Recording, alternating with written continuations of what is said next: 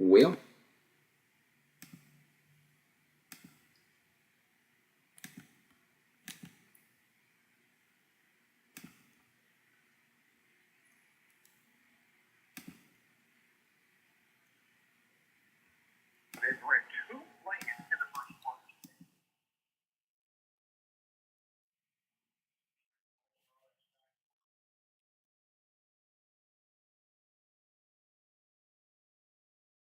Zimmerman, and it's a first and 10 for Benedictine, and the Ravens just going straight up the middle.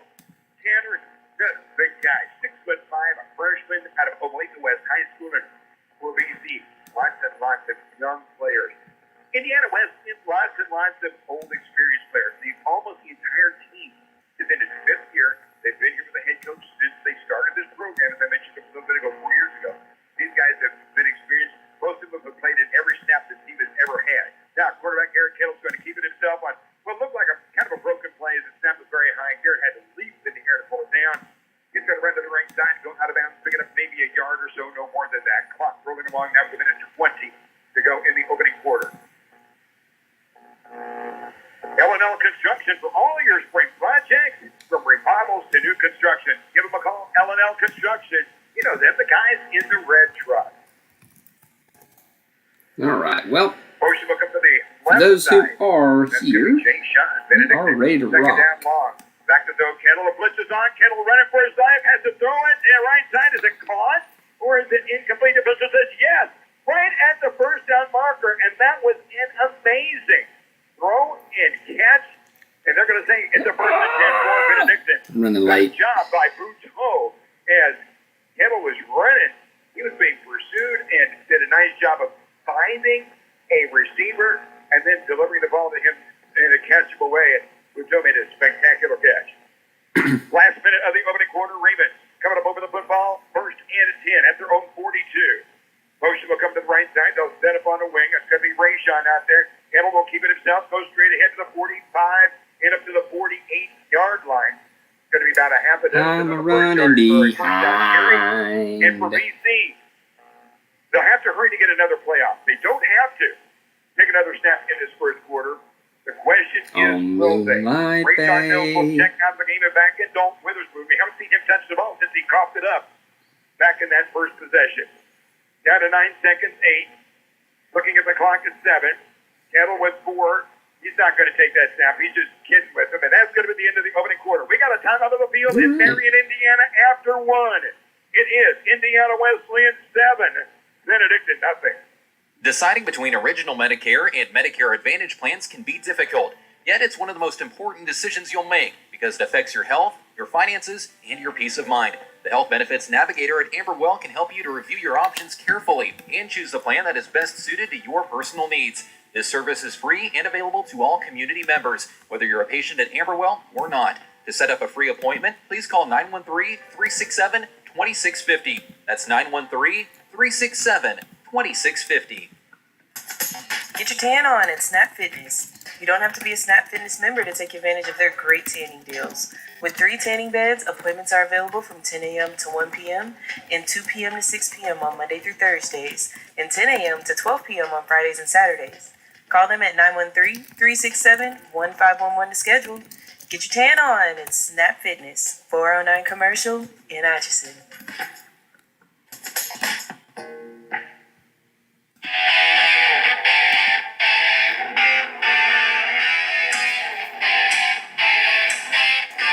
It's so good to have you back with us here in Marion, Indiana, on the campus of Indiana Wesleyan University here at Wildcat Stadium. Very nice facility, very new facility, very expensive facility. Very expensive facility is Ravens on the far putting side it. across the way from us in front of a great number of Benedictine fans who trekked over here to enjoy this game this afternoon. Not like the last time we were in Indiana to watch Benedictine football, where it was a deluge and Noah floated by middle of the afternoon. This is a perfect, as they would call, Chamber of Commerce day.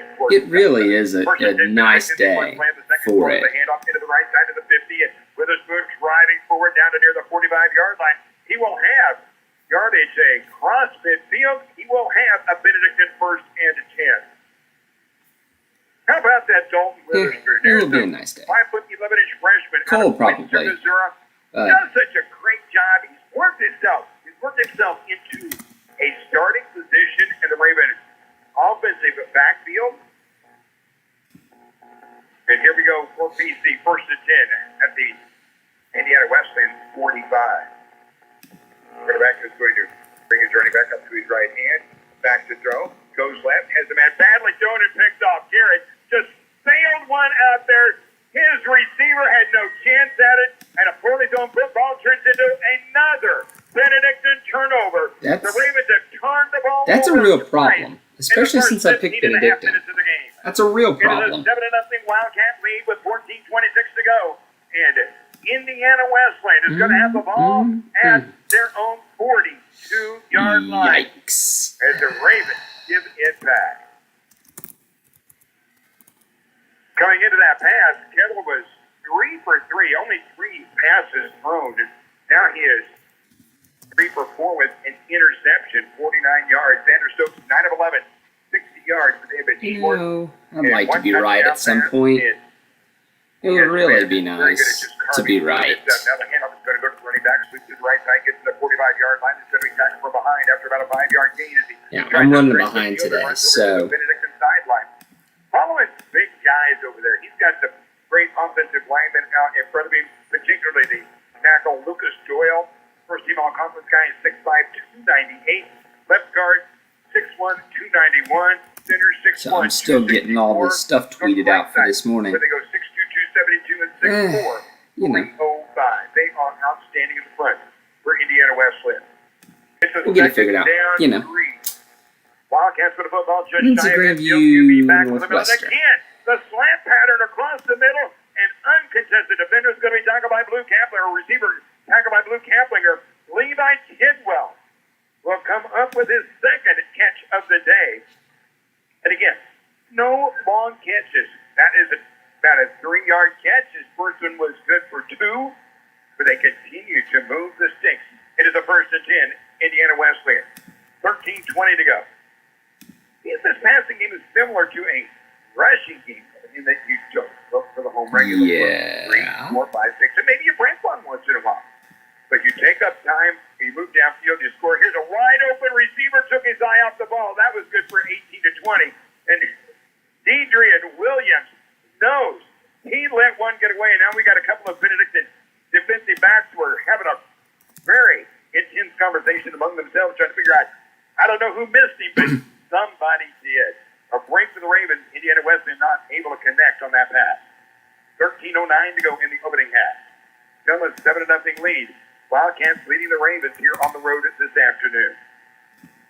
We mentioned 44 degrees. The kickoff time, sun beaming down into the low 50s. Every president in the background. I just Motion will go to the left side. The quarterback is under center. Handoff is going to go to the tailback. He'll dance. He'll bounce. But say what? it's He'll get maybe 8 yards. As the Raven defense is extremely tough in the middle of the game. You're going to see it just makes David it Spangler makes me remember off the bottom of that all for the Raven front. of the time when I was a child watching or listening to Braves baseball on the radio. Second quarter. Quarterback again will 5 in a pattern. Nobody back there with Xander Stokes. He's 5 yards behind it. The line of scrimmage takes the snap. Ravens are putting some pressure on. He'll throw over the middle. He's got a man wide open. And is there a pass interference? There is none. And the Ravens defense holds. They were looking deep from our Stevens Pepper. He was the only guy downfield, and they were throwing to him around the 15-yard line, incomplete. And now, with the wind behind them, there is going to be a field goal effort. Maybe. Is that going to really be a field goal? They're going to punt this. There's no way that's going to be a field goal. They're going to punt this ball. Line of scrimmage is 42. And you got Ethan Collins. Ethan has punted 50 times this year. 21 of them have gone inside the 20-yard line. He averages over 37 yards a kick. Snap is back. This boot is high, end over end. It's going to be the perfect kind of kick, not deep. It goes out of bounds across the way. He is not powerful, but he is very accurate. And they're going to mark him out at the right on the 20. Spot the Did they 20-yard fake line, it? and the Ravens Oh no, they will punted. have their third possession of the afternoon. Alright, well. Here comes Benedictine first and 10. Ravens trailing in the ball game 7-0. 12-14 to play in the opening half. This is the NAIA Football Championship Series. This is the Quarterfinal NAIA. game. There are 8 teams left in the postseason. There are 4 games going on around the country. We'll try to keep you up to speed with some of those as the afternoon wears on. This, of course, the first game of the day. Braves are going to be back to zone. Kettle rolling, looking. Now he decides to run. He'll get across the 20, get to the 25-yard line, and be chased out of bounds into the IWU sideline. Gain of a half a dozen for the senior quarterback, Garrett Kettle. So go inside 12 minutes to play here. Boy, for Benedictine, these two teams really have got no competition. I wonder how live these live stats are. Let's toss these up here. So it's kind of hard to Look at compare. these instead. It's much nicer to look Learn a at. little bit about one another. These teams. Here's going to be quarterback keeping it himself again. And this time, Garrett is going to get up to around the 29-yard line where he's kind of pile driving into the ground, having picked up another 4. Ravens are going to be looking at a 3rd down and 1. Let me see if I can get that cut a little bit better Jacob on the Gaslight got Watchalong. 33 yards last week, and he continues to move closer to Aaron Jackson's 2018 mark of 1,202 yards. He's got 11-22 on 49 receptions. We have not seen him touch the ball. In fact, Benedictine has only thrown to Perrott, Zimmerman, and Buteau today. 1 each. And here's the handoff left side. Look out, Rayshawn 35-45. Rayshawn up near the 50-yard line. Alright, there we go. How about there we that? go. First team all-conference player Rayshawn Mills. A gaping hole in the left side. Tremendous job of that offensive line. And the Ravens now running up, hustling up, getting up over on top of the football. First and 10 BC at the 49-yard line, their own. Quarterback is back. Garrett looking left, looking deep, downfield and just out of the reach of his intended receiver, Gaslight, down at the 25-yard line. Clock is going to stop at 10:48 to play. We're in the opening half, and the Ravens trail 7-0 here in Marion, Indiana this afternoon. BC is going to now have to wait a moment to get the play back in because they had Gaslight way downfield. Jake has to get back up court. They're up the field here and get back into the backfield. Now BC's going to switch the running back over to the right side of the quarterback. And again, the handoff is going to go to Rayshawn. He will bounce in the middle, put his shoulder down, and get across the 15, take it down to the 47-yard line. So maybe Benedictine, are they going to look now to establish a running game in the middle using Rayshawn? They had Dalton in earlier in the game. Dalton with 2 carries, 18 yards, 1 fumble. We got Rayshawn, 1 carry, and before that one for 20, so now 2 carries, 24 yards for Rayshawn. 3rd down, a half a dozen, Benedictine across midfield at the Indiana Wesleyan at a 47-yard line. 10-10 to go into half. Quarterback is back. Garrett goes over the middle. It's going to be caught at the 40-yard line. Dragon defenders for the first down. Toss this What over a here nice run just after to the have catch. it. And that is Reed Levi, the Rockers tight end. First and 10, Benedictine. Reed Levi with the catch. And it's 6'4", 223. Got the strength. Got the motivation. Drive that whole stack forward. And the Ravens are down now at the 38-yard line. Split box. Look In Wildcat territory. Oh, BC is baby. going to bring their receiver from the left side into That's the backfield. pretty cool. Yeah, or rather, that is going to be Witherspoon. like And this now another better. pass to the middle of the Ravens. Cough it up again. Is it down? They're going to run up over it and call it 2nd down. This time, the receiver who This caught the ball, time Zimmerman, I'll be it looks like sure. the ball progress was stopped, and one of the defenders just reached in. And I think this is something we've seen Alright. from Indiana Wesleyan all day. Just ripping it, tearing at the ball. I think, it was laying on the ground. The officials runs in from the far sideline and indicates that the play had been stopped. It's And weird. it is a dead ball. 2nd down, That's gonna be a little Benedictine at 5. slow, but that's cool. Inside the 35-yard Got line for the Ravens. something. Motion will come to the near side. QB play action over the middle. He's got a man wide open. Caught it at the 5. There it is. Touchdown, Ravens. Touchdown, Ravens. All right, now I don't look like such an idiot for picking the Ravens. The numbers on the left side, and an 8:53 to go in the half. Benedictine has gotten on the board. I thought this would be a closer game than that. Benedictine just got off to a terrible start. So, Garrett Kittle to Reed Levi. And here comes the PAT. Colin Bruner to kick. It'll be held by Kittle. It is down. And no, the Ravens going to go for two on the bad snap. The throw into the end zone is no good to the Ravens. Trail as they fail on the PAT that's mistake. not ideal for the Got a Ravens. timeout at 8:53 to go in the opening half. It is Indiana Wesleyan 7, Benedictine 6. The new fall blizzard treat menu is at Atchison Dairy Queen Grill and Chill, and it's got all the fall, featuring returning favorites like pumpkin pie and new flavors like cinnamon roll centers, Reese's Take 5, Snickers brownie, and more. This may be the fallest fall blizzard treat menu lineup of all time, and it's all blended together in delicious, world-famous DQ soft serve. Try all the flavors. I'm at also Dairy gonna Queen say- Grill and Chill in Atchison. Florida State was. Your car is a complex Oh, machine Hugh with the Freeze to latest technology, Auburn. and it needs quality service to keep it running Yikes. right. By taking your car Well, to Lewis Chevrolet Buick Am I Atchison, surprised? you will have No. peace of mind Auburn knowing likes that people it who will be cheat. maintained and repaired by highly trained professionals. And when it's time to add or upgrade a vehicle, look right here at Lewis Not Chevrolet at Buick. all. Small town feel with big city discounts. Call them at 913-367-3000 or stop by 314 Woodlawn in Atchison.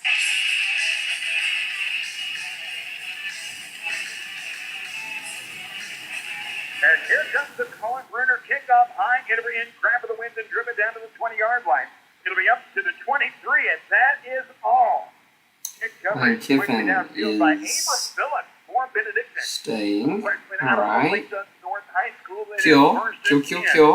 Indiana Wesleyan. Benedictine trailing by 1, 7-6, but a fantastic touchdown play.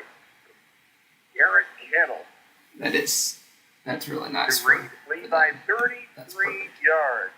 But the Ravens failing on the PAT, they still trail by 1. Receivers are going to go 2 to the right side and 1 to the left. Is back up the offense for Indiana Wesleyan. Long count by quarterback Sanders Stokes. Will hand off to his running back, sweep to the left side. The defense just stands and waits, does not attack, and the running back sees that, cuts back inside, and ends up picking up nearly 10 yards.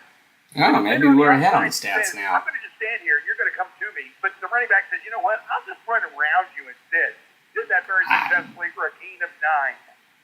That'll make a second down and 1 for Indiana Wesleyan at the 33-yard line, their own.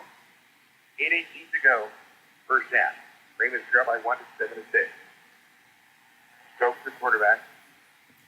Game clock at 8, play clock at 8. He's back to throw. Hit as he releases, and it is going to be incomplete at the 45-yard line. All right, Stokes so back there, and he got a little bit of contact from the blitzing Raven linebackers. oh, But he springs to his feet. And fire. the young man Oh, out of Anderson, snap. Indiana. Well, he's not too far down the Sucker road for here. fire. He's from Indianapolis. Always a Anyway, sucker here for in Marion, fire. we are probably in what, an hour and a half. Let's see. Let's get these kind of turned on a little bit. 8:06 to play, third down and a yard for Indiana Wesleyan. 8:06 to play in the first half. Ravens trail by 1. Quarterback is going to have running back behind him, 2 to the right side, motion to the left side. QB's going to keep it himself, pushes, drives forward, and man, I'm not so sure. This is going to run up, and they're going to give him enough for the spot. He kind of zigs and zags a little bit as he comes in, but if he's got to the 34, he's got it. But I'm not down. They're going to unstack it. Let's just see where they're going to put it. It's 4th down. Now, here's the decision for Indiana Wesleyan. How much courage you got? How good do you think your offense is? How much space do you have in Sanders Stokes? Let's see. And Coach Lang says, you know what? Leading by 1 Together. with half the second quarter to play. I don't have Don't that have much much. confidence. The puncher keeping Collins back in. I don't have much battery inside. And I'll have to get some in a minute. His last kick went out of bounds at the 20s. He kicked away, and now we've got markers and All what right. this is all about.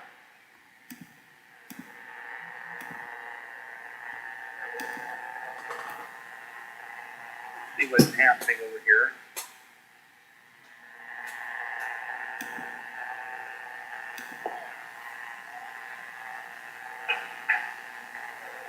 Going to get a call from our crew here this afternoon. Okay, so their gear doesn't work much better than a lot of the other things here, but I get a feeling is that it's going to be a penalty against Indiana Wesleyan, so it's going to push the ball back. Wow, savage. Short yard is going to be fourth down and a big five, and from inside their own 30-yard line, Bobcats are going to be punting it away again. And again, we've got Ethan Collins and a Kokomo. That's not very far from here. Go through that one away here. Pressure's on to kick it away. And again, they're going to kick it, take it by. Benedictine at the 30. Back to the left to the 35. And up to the 37-yard line. Trying to dance, but not running with the ball.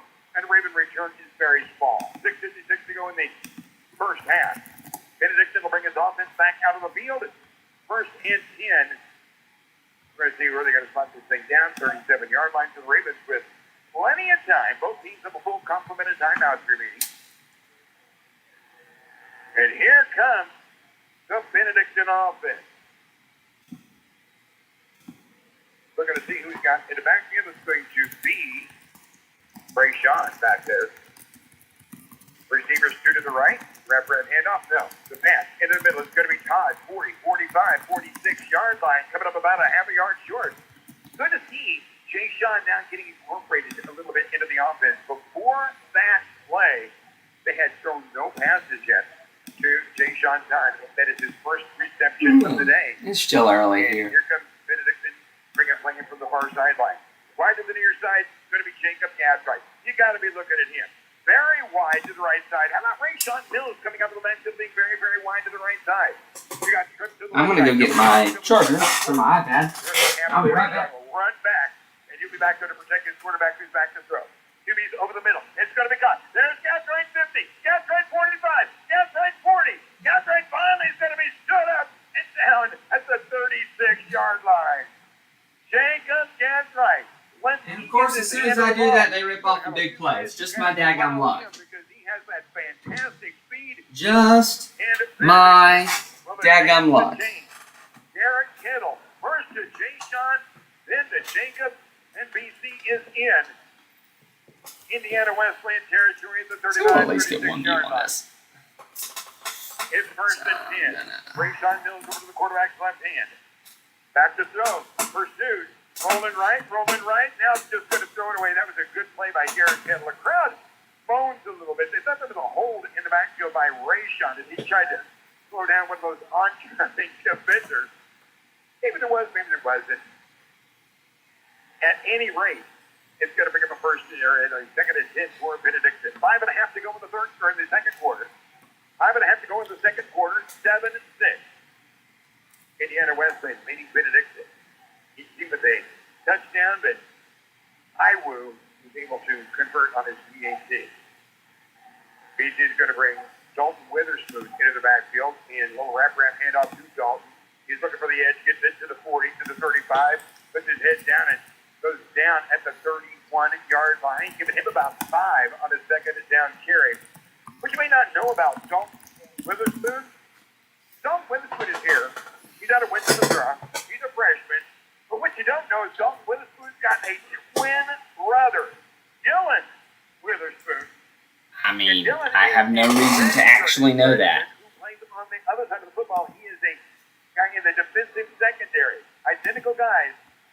And it's both here I at have no reason to know that. 5 minutes ago in the first half.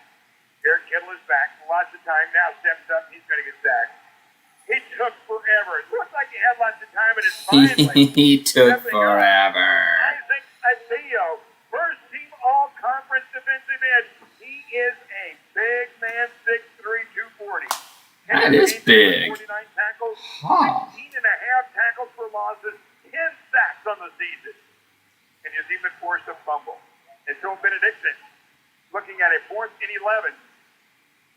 And they're going to leave Garrett Kittle out. Remember, Garrett, he's punted 4 times this year already. And Kittle is in on a 4th and 11 call at the 32. Now he'll step back to the 45. That's what I thought. Punted away with the left foot. It is going to be fair caught at the 15. Clock's down now at 4:08 to go. 4 minutes, 8 seconds to play in the first half. We got quite a game here. Benedictine trailing 7-6 in a battle of number 6 and number 5 in the nation. Benedictine coming in at 11-1. Well, let's see what we get. Coming in at 10-1. Wesleyan lost his first game of the season. Tech is beating Georgia. Let's go, Georgia Tech. And All right. they've been on since in a 10-game winning streak. Here comes The Wildcat offense. beautiful static. 4 weeks to go in the half. Quarterback Sanders Stokes is back. Players going right side up is what they've been doing all day long, putting it in the hands of Stevens Peppers. What they've done all day long. Peppers is going to be tackled at the 15-16 yard line, picking up about 3. And he comes up, his teammates trying to help him put his gear back on him. Good coach on the near side again. You got over here Luke Kaplinger and also Joel Mathis for BC. Clock moving along at 3:40 to play. Indiana Wesleyan seems to be in no hurry. Now they're going to have a little triangle on the right side. Goes motion. Right. Long count QB. And wraparound handoff, big hole up the middle to the 25-30. Look out, 25-40. They're going to have to try to catch him from behind 45-50. Finally, the Ravens able to make the tackle. But that was Darian Williams getting him some. Williams, that was a huge hole in the middle of the line. And the Ravens, lucky they had the speed to catch him from behind as he takes the ball inside the Benedictine 45-yard line. It's at the Raven 44. We're at 3 minutes to go in the half. Wide to the right side, tight end Charlie Hill. I mean, he's going to go very wide, over beyond the numbers in front of the Benedictine sideline. 2 stacked receivers on each side. And again, about the same play, the same way, the same gaping hole, and the same yardage. Well, not quite the same yardage. He needed about 7 or 8 though. 7 or 8 is not like 38, gentlemen. 7 or 8 is nothing like 38. But Benedictine needs to stand up here. Needs to bow up defensively. Inside 2.5 to play in the first half. Both teams still with a full complement of timeouts remaining. 7-6. IWU in front. Ravens put a stop any late first half scoring here. Xander Stokes, the quarterback. Long count, back stroke, flares it over to the left side, caught at the line of scrimmage, down to the 35, down to the 30, down to the 25-20. He's going to score. Dancing into the end zone, beating all the Ravens to the other side. Touchdown, Indiana Wesleyan. And again, Wesleyan goes with the short passes. Benedictine just is really looking to get to halftime right now. It's not a great start. In the first half. And Indiana Wesleyan will have a second touchdown of the afternoon. We're waiting for Ethan Collins for a PAT. Right foot soccer-style kicker. I hope he's a soccer-style kicker 50 years after they debuted it.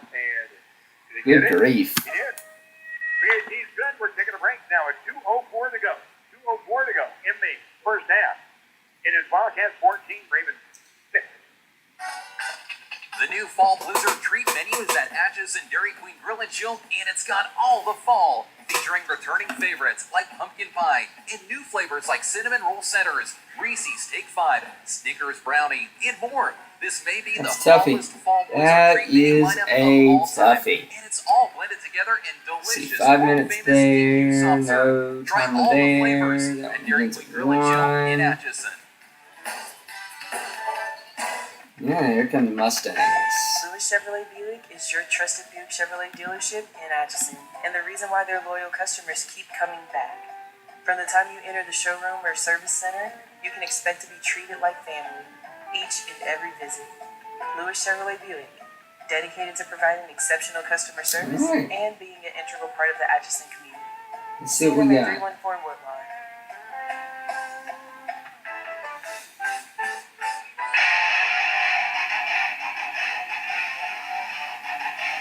Oh yeah, I need that.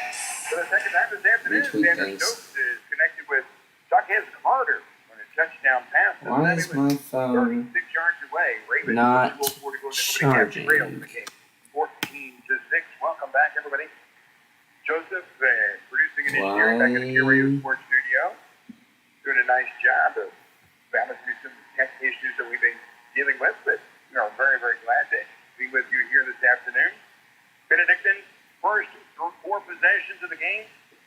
First with a fumble, second one ended with a fumble, the third a touchdown, and then the fourth one with a Changed my punt. mind about whether I want a phone for Christmas or not. A touchdown, Yikes. 3 punts, and a touchdown.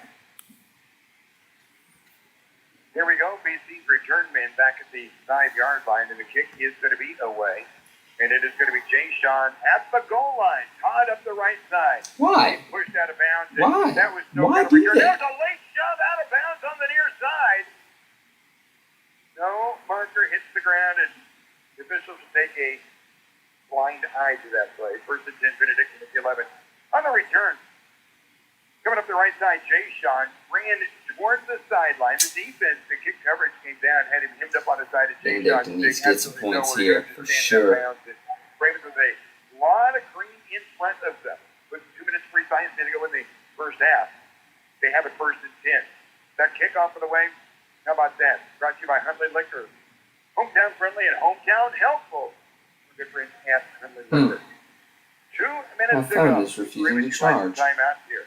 Kettle is back. Goes to the middle. High pass. I'm going to have to go grab another charger. Again, a poorly thrown pass by Kettle is uncatchable and going up with one hand, but unable to pull it in is Jay Sean.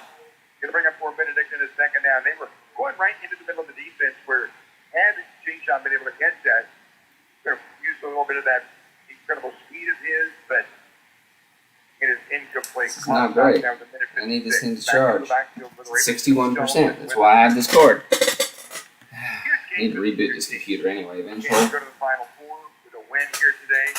Historic kind of a game. I'll be back. I need to get charger. In the backfield, and there's nowhere for Dalton Witherspoon to go. He's going to be stood up. He's not going to pick up anything. And right now, all the momentum belongs to Indiana Wesleyan. Down to a minute 45, and we're going to get a timeout. Yeah. See, Indiana Wesleyan thinks they're going to get the ball back, and they're going to stop the clock. But they've never been doing that. We're going to take a break.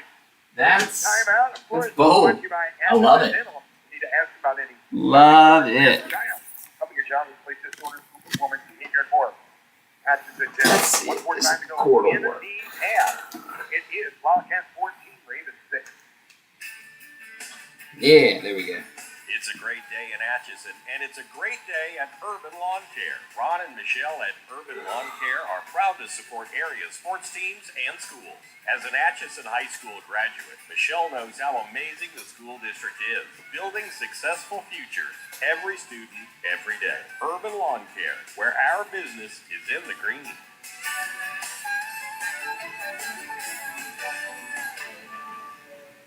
How much do you really know about home and auto insurance? Probably not enough. That's why it's important to have an insurance agent you know and trust. Someone who has the backing of a trusted company. Chris Taylor with State Farm in Atchison is that person. Call 367-4015 for a free insurance review. Like a good neighbor, State Farm is there. Surprises and celebrations all begin at Raven Liquor. Check out their Bear Cave and extensive bourbon selection. No need to get out in the cold. Pull up to their drive-thru and stay in the warmth of your car. Make Raven Liquor, 1800 Main Street in Atchison, your go-to liquor store. Your only source for local daily news, along with weather, sports, and the best mix of hit country. Well. This is KAIRFBALL, Morton, Atchison. During that really long timeout, Benedictine comes out on third down, and the last thing that they could afford to do, giving Indiana Wesleyan a chance to score, is exactly what they've done. As Garrett Kittle with a pass over to the right side, badly thrown, underthrown, defender jumps up in front, makes the INT. And Indiana Wesleyan is going to have a minute 39 to go. 2 timeouts with which to work and a short field. Not only do they lead now at 14-6, but they've got a chance to make it a full 2-possession lead. The ball at the Benedictine. Yikes. Go for the Ravens. Struggling, moving the football. Garrett Kittle, Oof. 8 of 12. It's not ideal. Passing, a touchdown, a couple of turnovers. Here we go, first and 10. Raven defense is going to have that is completely not ideal. right here, keep their team close as we go to the locker room. will come over to the right side. The quarterback is going to hand Crap off on a skirt around the stick. head. And there's a tremendous open field tackle over there for the Ravens. And again, the tackle is made for BC. Looking around. Oh, it's Johnny Bloomquist with the stop for Benedict. And it's going to be the loss of the yard. And the clock is rolling now at 1:15 to play. 5 players in the pattern. Stokes on the man in the backfield. Indiana Wesleyan on offense. So you get 14 QB straight back. Plenty of time. Going deep. Got a man wide open. End zone. Touchdown! The Ravens were beaten in the corner. Yikes. No, that is not what you're after. 20-6 with a minute to go. Oh, dear. That is not. Oh, also Kaiser defense. Yikes. 5'9" Wait, is that Joe? I think that's Joe in there. With the Hilda Club. DAT coming up here for Ethan Collins. Comes in a busy afternoon. He has a little shimmy out there. He kind of wiggles around and lines That's it up. Joe back out there for... Shows up another timeout. 59 seconds to go in the opening half. Wesleyan with the momentum, with the lead. It's Wildcats 21, Benedictine 6. You can't beat Gambinos when it comes you to gonna pizza. need to get the ball out of half of that. That's not ideal. 4100 for delivery or carryout, or see them Aye, at 610 aye. Commercial Street. Gambino's Pizza in downtown Atchison. You're gonna love it. When the weather takes a turn for the worse, count on Care Radio and MSC News to keep you informed. Find up-to-the-minute closings, cancellations, and postponements on our free regional website, mscnews.net. When it comes to real estate, sticking a sign in the yard isn't enough anymore. Did you know There's no way he caught that. You have the right to interview real estate agents to make sure you get the right agent for you. So start by calling me, Stacy Appel, with Oh my Colonial word. Realty, He did snag that. 913-426-2209. Or Greg Appel, 913-426-3419. Or reach us at the Colonial Realty office, 367-4464.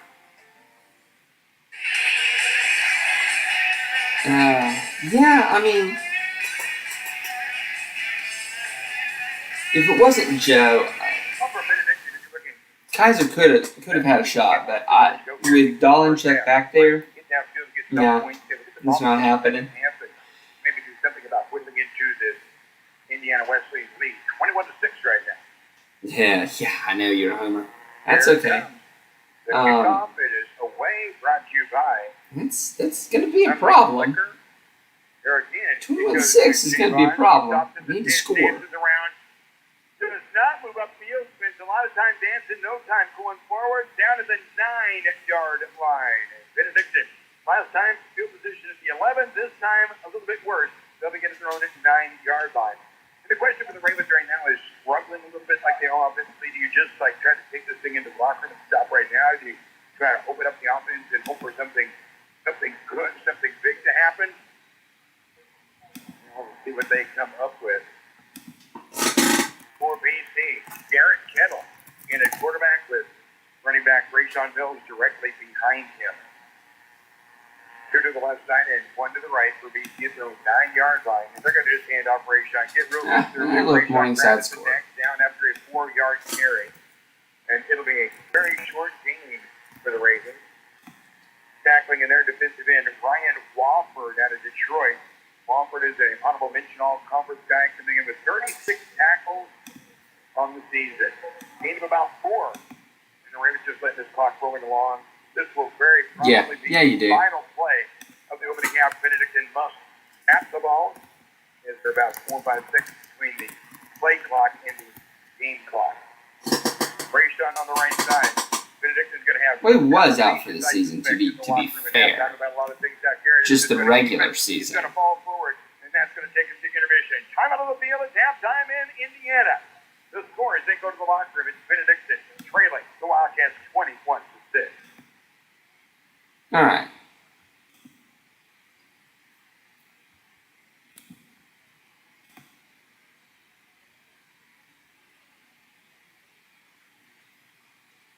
And we welcome you back here to Elwood Olson Stadium in Sioux City alongside Bob Goodman. Daniel. Morningside starts off the contest Do with we a want to 6-play, 47 do? Do we want to do this one? We want to drive do. as quarterback since he injured himself a month ago against Dakota West.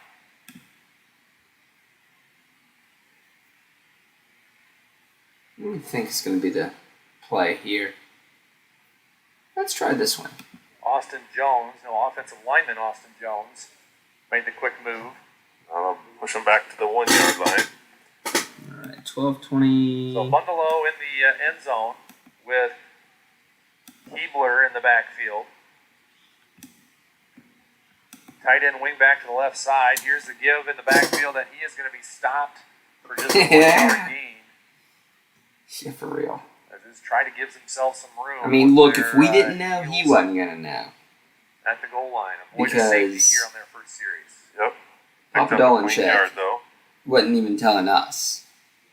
Coach McCarty says Ben Stevens, their wide receiver, is the guy that they got to really key on today. No crap. I imagine in a spot like this, if they're throwing it, that's going to be a guy they look towards.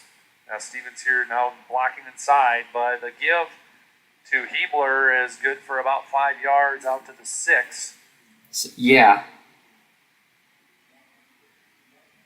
As Stevens, as you said, they're 1,115 yards in the season, averaging 111.5 per game, averaging 17.2 per catch, 12 touchdowns.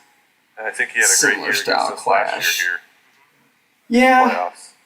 They made their final score of the day in the fourth quarter.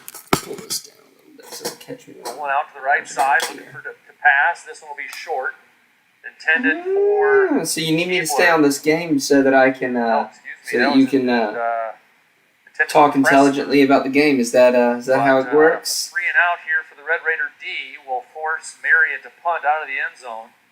It'll be 4th and 6 yards to go for the first down. Something to watch for when I was down on the field. The sun is right in line, right cutting down the middle of the field. So going to be important for Schaefer to make a good quality catch here and maybe think less about a return. Just field it cleanly. An angled punt would actually help him. This one's off to Schaefer. It'll bounce right at the 50 into his hands at the 40. Taking it straight up the field between the hashes, avoids one tackle, and will be taken down right at midfield. That'd be helpful. And so Northwestern will take over about where they finished up last time at the Marion 49-yard line. Yeah, nice job by Schaefer to get a positive return and get Northwestern the ball back, and great job by the defense. All right. We're going to have a dogfight here, and the field possession game is going to be pretty important. A couple of good defenses, that's what you would expect, too.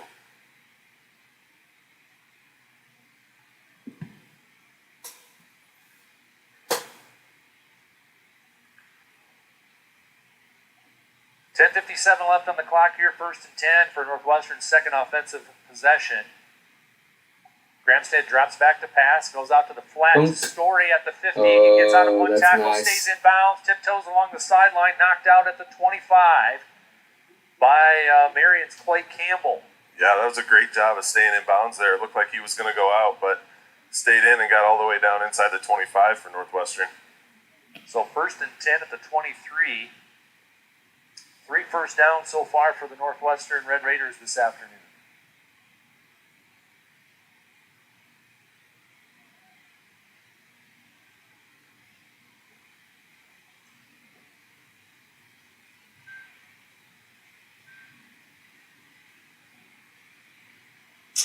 Here's a give to McQuillan again, and this one is going to be stuffed.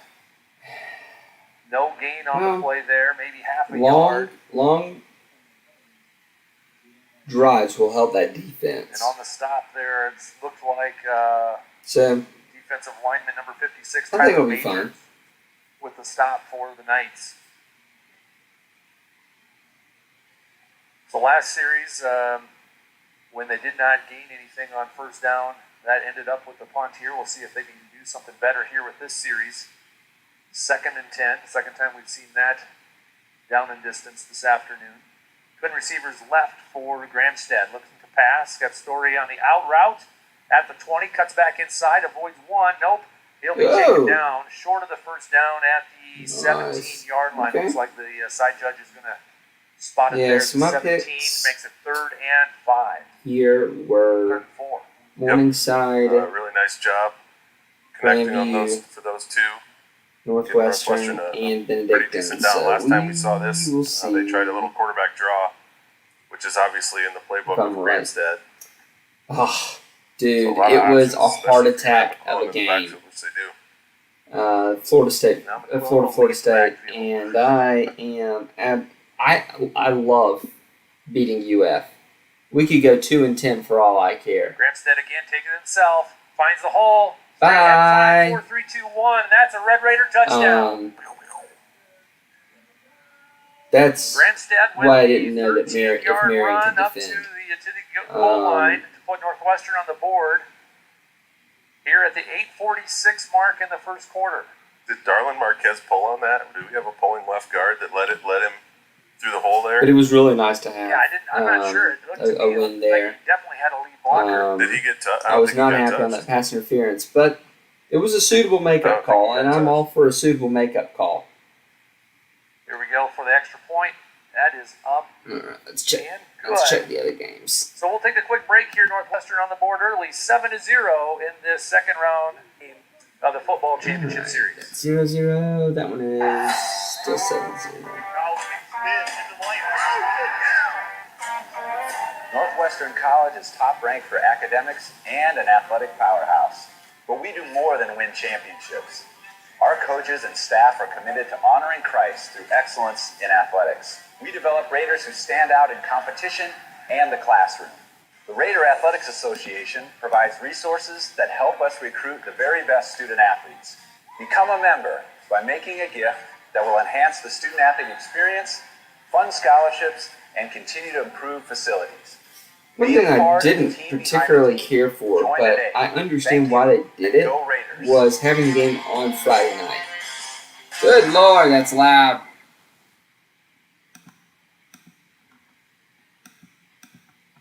Welcome back here to the campus of Northwestern College. Red Raiders put 7 points on the board on their second offensive series this afternoon. Score now 7-0. And Play with the volume there a little bit. Oh, Granstead just showing his legs off. I'm a big fan of the Friday. Coach Menich showing that he's got a lot. It was a super fun game. I thought Florida State had it in the bag up two touchdowns late, and then that's what's made him so tough. Florida came back, and for our opponents. we were just a little better. the effect of this wind coming out of the south, we said, guess up to 20-21 miles per hour this afternoon. So here's the kickoff from Stater. This will be held up high by the wind, coming down and right at the 20-yard line. And he'll get about a 9-yard return to the 30-yard line, looks like, 29. And so Marion will start off in a little better field position here on their second series. Yeah, I'd say a little better. It's pretty safe. 27-yard line, 28. 28-yard line. So first and 10 that's where that is. That is the Playbook's a little more 28-yard open now, I line. imagine. Yeah, we've got our Christmas tree up. We just need to get it decorated. Bundalo in the shotgun, twin receivers to his left side. And he's going to give it to number 4, and he will get around the left tackle. Sorry about the yawning. Down. That's number 4, Christian Hunter. That's a really high-quality run right there. Now 2 steps forward and then It's a championship run, Keith. To make an 8-yard gain to the 36-yard line.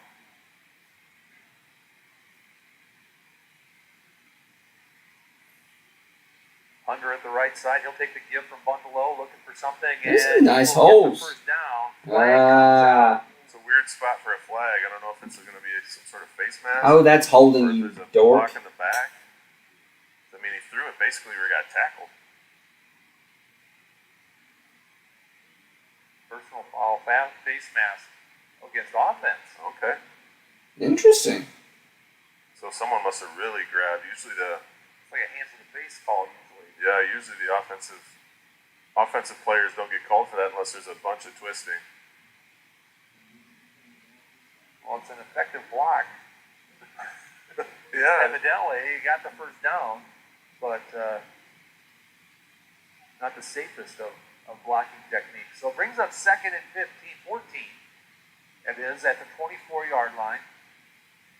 Twin receivers to the right side. Bungalow looks to pass left, out of the pocket, takes it himself, and he will slide to a stop.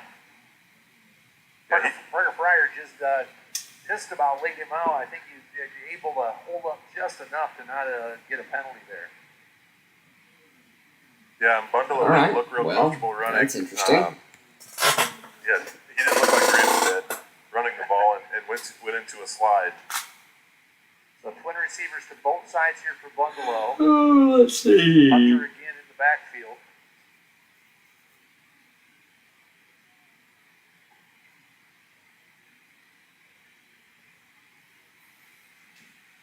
Looking to pass. And down he goes. That was an awesome job by our defensive backs. He went through all of his reads, and he got through the reads and then went back to the first guy, and by that time he just got creamed. And creamed by Jacob Dragstra, number 97, a sophomore defensive lineman from Sioux Center, with a big sack. And he has made his presence known in the first or second series in just about every game this season. He is a physical young man. Just 4x4 down there, as wide as he is tall, but man, does he have presence in between the tackles. Here's the punt, nearly blocked, but Schaefer will be back to return this at the 34, and they're going to call that a fair catch, evidently. Yeah, he did. He fair caught it. Okay. He was mad that he did because he may have room for a return. Nice call, Tim. But I heard Coach Gabe Davis talking to him down there. And Indiana Wesleyan has led at the half in every game since week 2. That is absurd. I thought that maybe Kaiser got a field goal. That's 7-3. That it was mistaken as a fair catch, but I didn't see him wave it. 7-0 for Northwestern. 6:33 left to go in the first quarter, and into the win for the Red Raiders. Into the thick of it. On their first possession, ending with a punt. Second possession with a Granstad touchdown. And now here's the snap and give to McQuillan, and they are all over him as he will take that one for a loss. Tackled by honestly, that is. Matt Rule Joe Apata has been signed in Nebraska. Interesting. Tackle for a loss. Pretty easy pickings for those two guys right there. So we'll see how that goes. Going for field goals has been Lindsey's problem, honestly. They're moving them around a little bit. They've been. They've had issues like actually getting the ball Anderson with the grab from the tight end going offensively. 38-yard line. So 3rd and 6 now for the Red Raiders. Yeah, Pettiford again got in there. We shall see what happens. And he's the one that they're moving around on the end. They're having him line up on the left side, on the right side, and he's been doing a good job of really causing problems the first 10 minutes of this game so far. Anderson will move to the right side now. Twin receivers for Granstad to the right. And dropping back to pass. He's going to go to Mosier. That we couldn't see because. Trevor Adler intended for do you really? What is wrong with Nebraska? I have not been able to figure that one out. What is actually wrong with Nebraska? Still 4 and 6. 4 down and 6 yards to go for the Red Raiders. Something's dreadfully wrong. Get this one down to the 2-yard line, but I mean, because you've got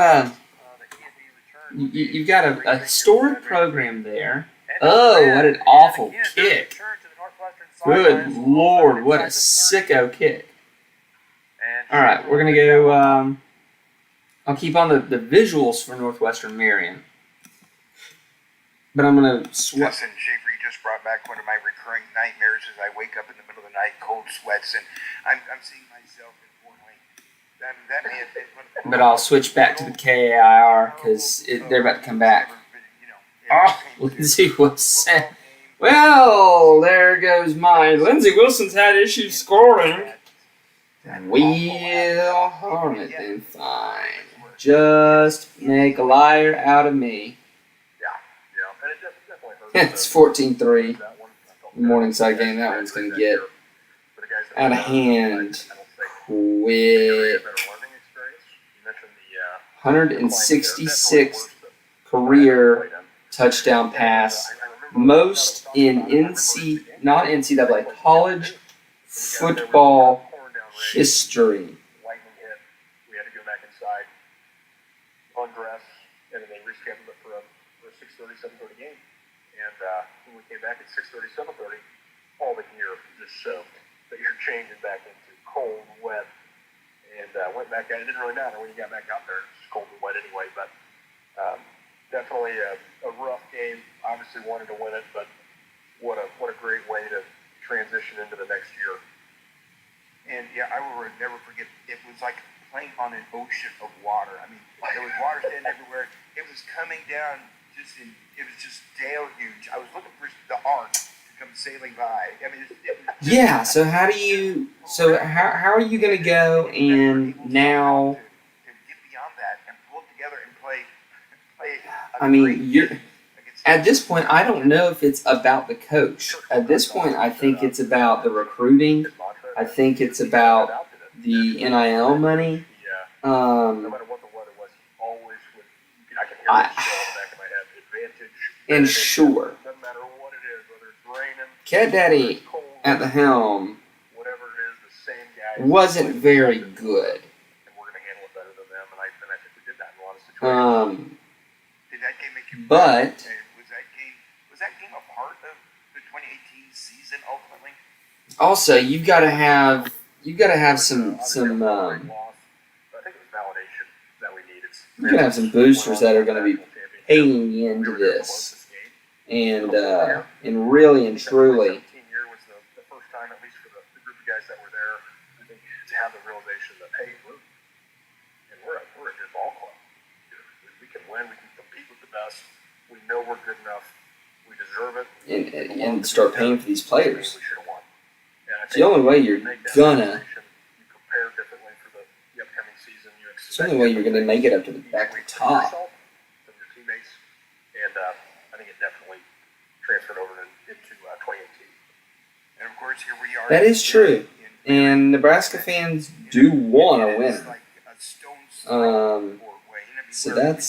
Same route, only just stopped like 20 miles. Trying to figure it out though. Last time, and you kind of look back and you go, wow, it's kind of eerie in a way that you're back here, and yet, here's a chance for these guys to play that another. But Rule at Baylor didn't have all this NIL. Everything was under the table.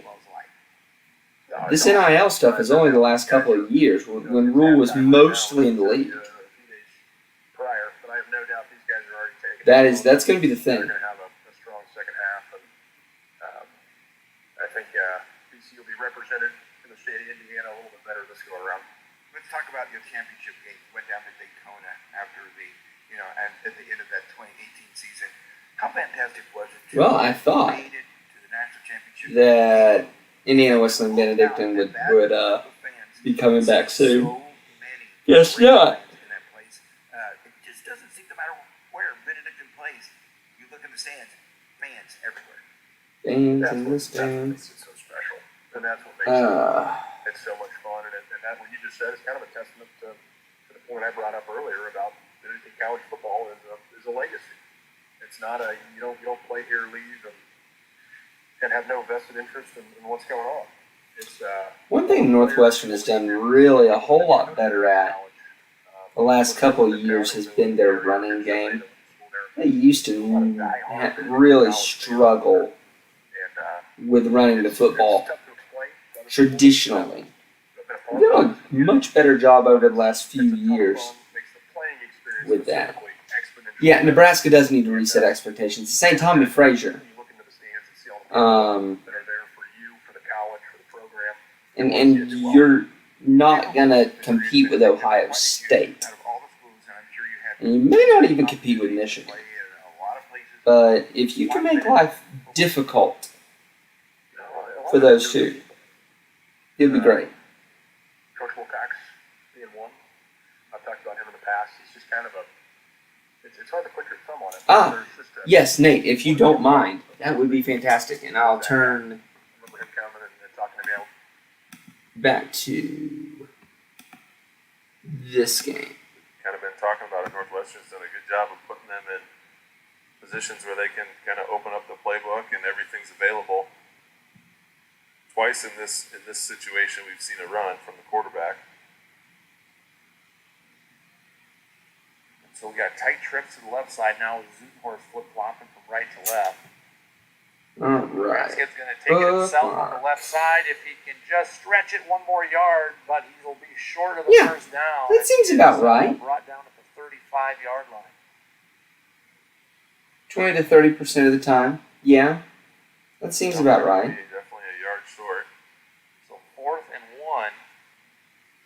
We'll let the play clock run out here. Yep. So that'll be the game clock will run out. That'll be the end of the first quarter. Right, end of the first Northwestern quarter. was 7 points on the board after the first period. We'll take a quick break and be right back. You're watching Northwestern Oh, Ball on the jeez. web. Just got to look at Fabian Levitt's jersey that is ripped all to pieces after being daggum held all freaking night uncalled. Like pre-med, accounting, psychology, nursing, and more. Alright. Win awards and give back in service to others across the U.S. and around the world. Succeed in ways that matter. Well, that works. Smart and As a 22-year-old or 21-year-old. And Indiana and Auburn are playing basketball in a hotel conference room. Yikes. to the fans and for the coaching staff, but at the end of the day, we're playing a game. Thanks for listening to the Raven Halftime Show. Brought to you by In a hotel bar room. That is just... I've seen that a couple times, but only like in the Bahamas Classic. Welcome back to Wildcat Stadium here in Marion, Indiana. Benedict having taken the opening kickoff to begin the second half. Deion Sanders has legit interest in Colorado head coaching job. That's a terrible idea. Just stay at Jackson State until someone real calls. We could go to Liberty. Here's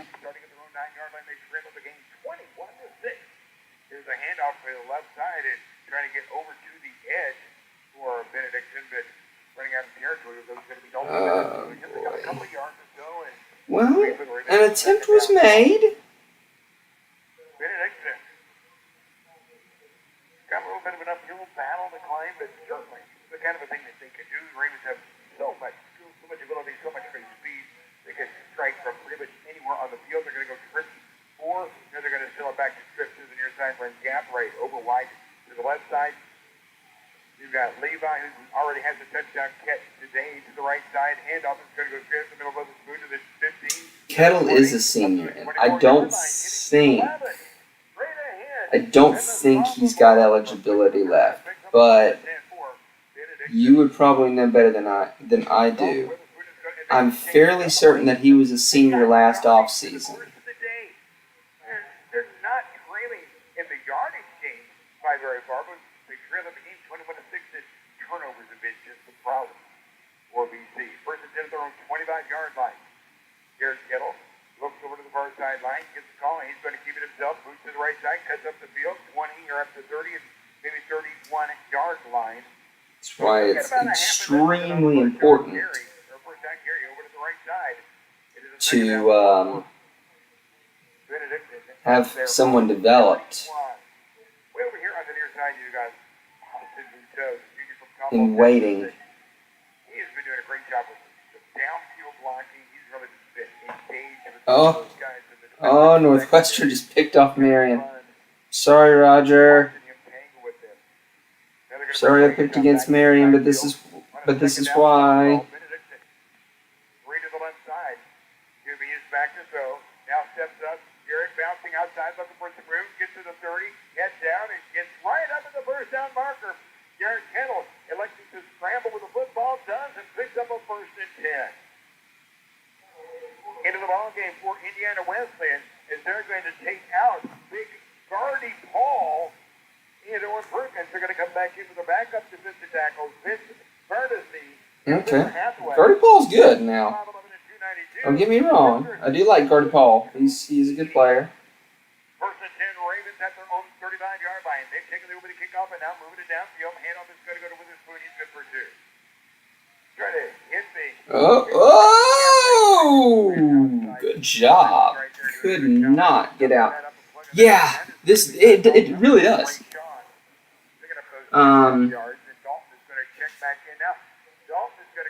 Honestly, I think that pulling in Mobap actually makes it a little easier, in my opinion. Let's see what we got here. Ooh. Here we go. Still that. Oh, geez, Morningside has scored again. Good grief. What an absolute... And this is why Joe Dolanchek is probably going to win Player of the Year, because good grief. They're so good. Atchison Auto Parts, your independent Napa dealer. St. Andrews trying to raise money on Cyber Monday for new locker rooms. About getting you the right part for your passenger vehicle or heavy-duty parts for the big trucks. They've extended their hours to better serve you. Now open 8 a.m. to 6 p.m. Monday through Saturday and 9 a.m. to 6 p.m. on Sunday. Atchison Auto Parts, 424 Woodlawn Avenue in Atchison. Taco John's has a new value menu. Their value-esque menu. Taco John? Premium ingredients like bacon and guac without the premium price. With options starting at just $1, you won't That find sounds... value like that anywhere else. Chicken bacon ranch loaded potato olays, just $3.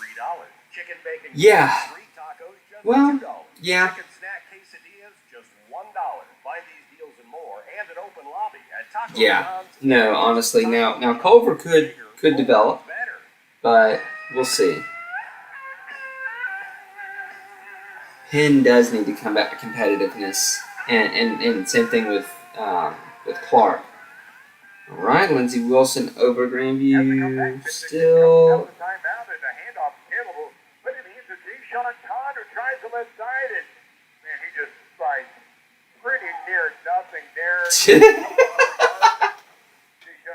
I mean, like, at least call it Taco Jose's or something.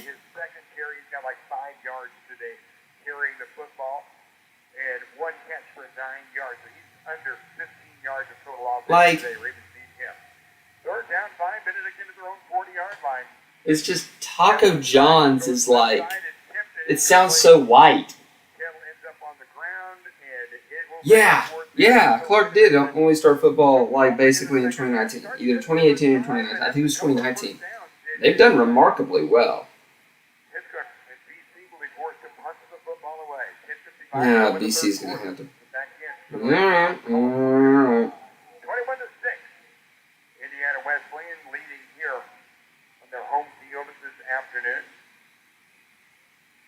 Cohen will stand in at his own 26-yard line. And the return man for Indiana Wesleyan is going to be Justin Johnson back at his own 25. There's the kick away into the wind. Johnson will wait, make the catch at the 22. Sidesteps at the 25. See if we can find ourselves a little bit of a... Push out of bounds near the 30-yard line into the Benedictine sideline across the way. First and 10, Indiana Wesleyan. They'll begin this possession at their own, come around the 30-yard line. 10:44 to go. Yeah. Yep. All right, 3rd and 4 for Grandview. They can do it. You want to build your dream home, add on, renovate what you got right now. They do all that stuff. Give them a call. LNL Construction, 367-3161. The guys in the red truck. It is first and 10 for Indiana Wesleyan and quarterback Andrew Stone having Tuck Johnson Casey's. You get down here. We'll get you some fresh seafood and. Luckily for Benediction, it's going to come back with a hold deep in the backfield. A run of 15 has been wasted. We Yeah, you're right. Grandview is definitely driving. It's a closer game than it was last year. I'm happy about that. Yeah. That pick with Kettle was that's problematic. One time for 5 yards in the first half. That'll be their second penalty of the day. And again, the Ravens, no penalties this afternoon. Now, over the course of the season, as a pessimist, I mean, let's be very candid. We understand that. So that would tell me that this crew is, while the team is playing Touchdown, Grandview. Yep. Quarterfinals, 10:25 to go. Quarterback rolling back. Stokes is looking, throws a pass, and it's going to be off the fingertips of his intended receiver, Markel Stevens Peppers, who once again was very open over in the left flat. Through the course of the afternoon, we've seen Indiana West play, and they have looked out there and they have decided that we're going to throw a lot toward Joel. And he's been a guy that they've worked on quite a lot this afternoon. This time here, wide to the near side, they are going to have Xavier Gordon, a 6'1" wide receiver over here. We're going to get Joel. QB will hand off, and here's a sprint to the outside edge, stepping inside, and now there's a really, really, really good tackle in there. A really, really, really good tackle? You can't find any other words besides really?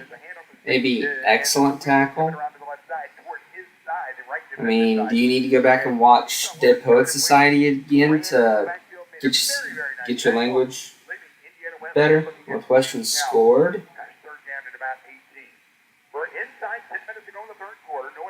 Sullivan to Damon Street. Indiana West in lead. But now from their own 22-yard line, they're looking at 3rd down 18. Quarterback Sanders still with 5 men in the pattern is back to throw. The pressure is on. He's going to step up. He's going to dance. He's going to elude defenders. He's going to run to the right side. Outrunning the linebacker. Sacker gets the pass away. It's caught him at the 40-yard line, and he probably got the first down. That was a spectacular play. Benedictine chased him, and Sanders Stokes was moving and bobbing and weaving and sidestepping, and no one could lay a mitt on him.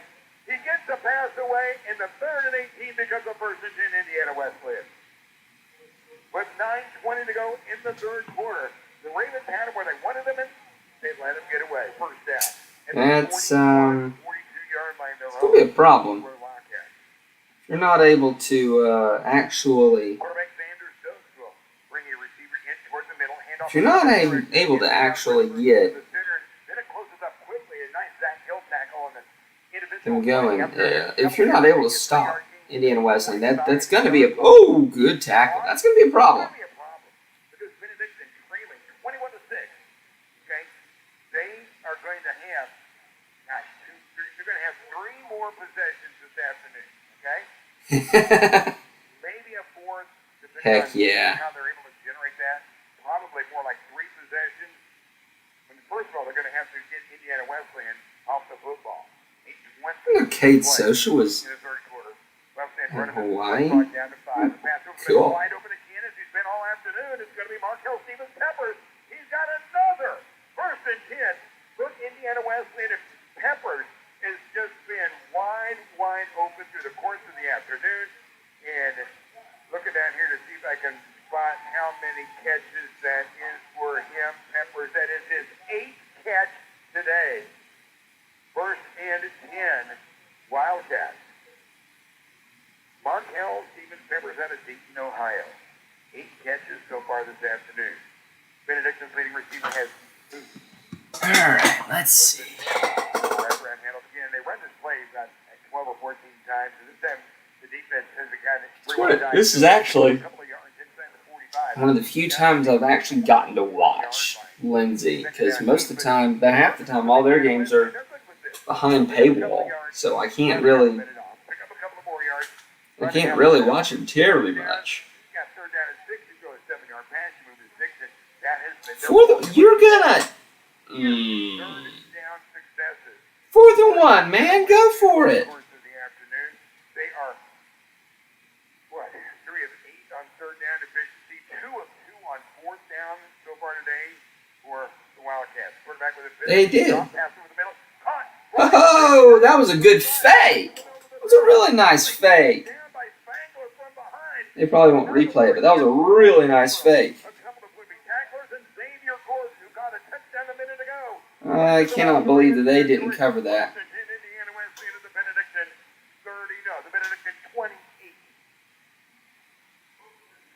IWU, not anything fancy. They are just a move it, bump it, grind downfield, get a few yards, keep the drive alive. Yeah. Time off the clock, we're 6.5 to go in the third Indiana quarter. Wesleyan is nothing Benedictine had special, 1 second half touch. but they're awfully good. The running back who just covers up and falls down. You would suspect he may have lost his footing. Walking around with a turf out here before the game. Real shiny, looks like it's slick. Players tell me it's not as bad as it looks, but it seems like it was not great footing out there to me. Oh, Marion. Indiana Wesleyan, Oh, dear. they probably are thinking to themselves, okay, here's the deal. We've given up 6 points so far today. We got 21. We don't even have to score today. What we have to do is take the time away. If they score, for them it's a bonus. I don't even think that they're really worried about adding more points. They believe their 21 can hold up. Here's a handoff to the running back. Hit the backfield, breaks away to the 30. Gets across the line of scrimmage. Takes it down to the 26-yard line. Give it a gain of another couple yards. Marion's And leave IWU with another third down call. And remember, they've been pretty good not a on great third punt down, there. and they have been perfect on fourth down this afternoon and have not been bashful. They've not been hesitant about going for it on fourth down today. Braves are going to take some sacks. Gill out of the game, and checking in for Benedictine is going to be Yanika. They're really good Now we've got a penalty mark on the ground of the line of scrimmage at on the far side. efficiency and being efficient with their game. So the officials are going to But it just helps them 5:15 to play in the do third quarter. what they're supposed to be doing, and that's why he's saying Is there movement, or did the Ravens jump offside? that It's pointing at the offensive lineman. Let's see what the official is going to say. that IWU's just looking to take away time because they think they can make their 21 stand up. I think they're right. I think they can make the 21 stand up. To a third and 3. And that's why the clock is their friend. Wesleyan Oh. 5:07 to play in the third. Oh, what a snag! What a snag! Beautiful sunny skies. Shadows Is it Mosier? Good gosh. That was a nice snag. Third down, 3 comes up in it. Just a 22 beautiful. QB is back. Sets the plan to shoot. Gets it. Caught for the first down. Needed 3. Got 4. Took it to the 17-yard line. Advanced and changed it. Yeah, IWU doesn't do anything super special, but they do everything Now Benedictine Mavis is well going to above go wobbling average. off the field over to the far side. And they will attend to him. It is 1st and 10, Indiana Wesleyan. 4 of 9, 44%. That was a nice on third down catch. today. Nice little diving The catch. first down call. Xander Stokes, the quarterback. Takes his time, makes the pitch. Running back goes straight ahead. Gets to the 15. Drives down. I like that, which was not very pretty. 13-yard line. 4 yards on the first down carry by Darian Williams. Now Williams comes out, and the freshman running back Daniel Weems comes in. Weems has played well, scored a lot for this team. 104 carries for 392 yards coming into the game today. 5 touchdowns already for the freshman out of Greenwood, Indiana. He's going to be your running back in the backfield for Indiana Wesleyan with 3:48 and counting to play in the third quarter. Ravens trending in the ball game, 21 to 6. Another one that I haven't had. Stokes with his running back on his right side, and again, that's Yeah, you're not joking about that. Another one that I haven't had, except for as a part of Shoney's, is Big Boy. I've never had Big Boy. I've seen a Big Boy statue, but I've never had Big Boy. Another first down for IWU. Wesley marching it downfield. I thought first down. We'll see. Maybe they mark him out short. They will. They've got him down to the 9-yard line. So third down in a yard. 3:20, 3:19, 3:18. Clock going along. And again, Wesleyan very slow, very patient, very methodical. Levi Tidwell is going to check into the game now. He'll come in from the near sideline. Tidwell with one catch last week for 25 yards. He comes in here on a 3rd and 2 at the 10. Motion left. Handoff is going to go to the sweep man. He'll cut in the middle. He's going to be stood up, and there is a big play for Benedictine in the middle, and I see Blue Kaplinger coming up off the bottom of that one. Kaplinger in there with Gavin Spangler, and the Benedictine defense is going to force Indiana Wesleyan into a field goal effort of 30 yards. Now, remember, that's a win. Not a good field goal kicker. He's 12 of 21. That's a win today. as a field goal. He's on it for 44. Yeah, However, exactly. I've heard of Big Boy, and I know it's like historical. It's just like when I went to Ohio, when I visited Ohio. I know. Who visits Ohio? I had to have Skyline. I had to have some of the Cincinnati-style chili. That's really good. Just like that. 2:11 to go in the third quarter. Indiana Wesleyan stretches its lead. Wildcats 24, Ravens 6.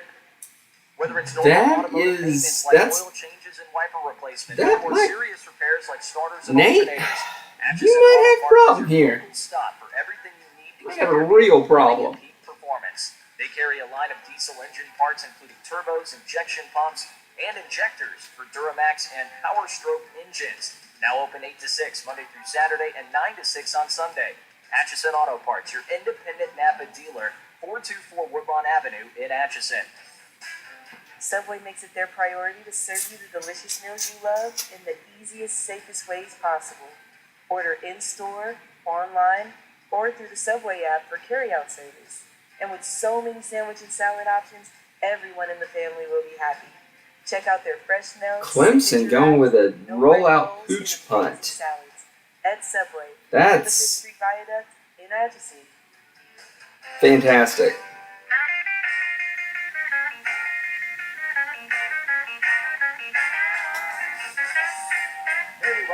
Yeah, right now, earlier in the game they were kicking it away from Jay Sean Todd, but his last 3 returns have netted about 4 yards, so they may be kicking back toward him again.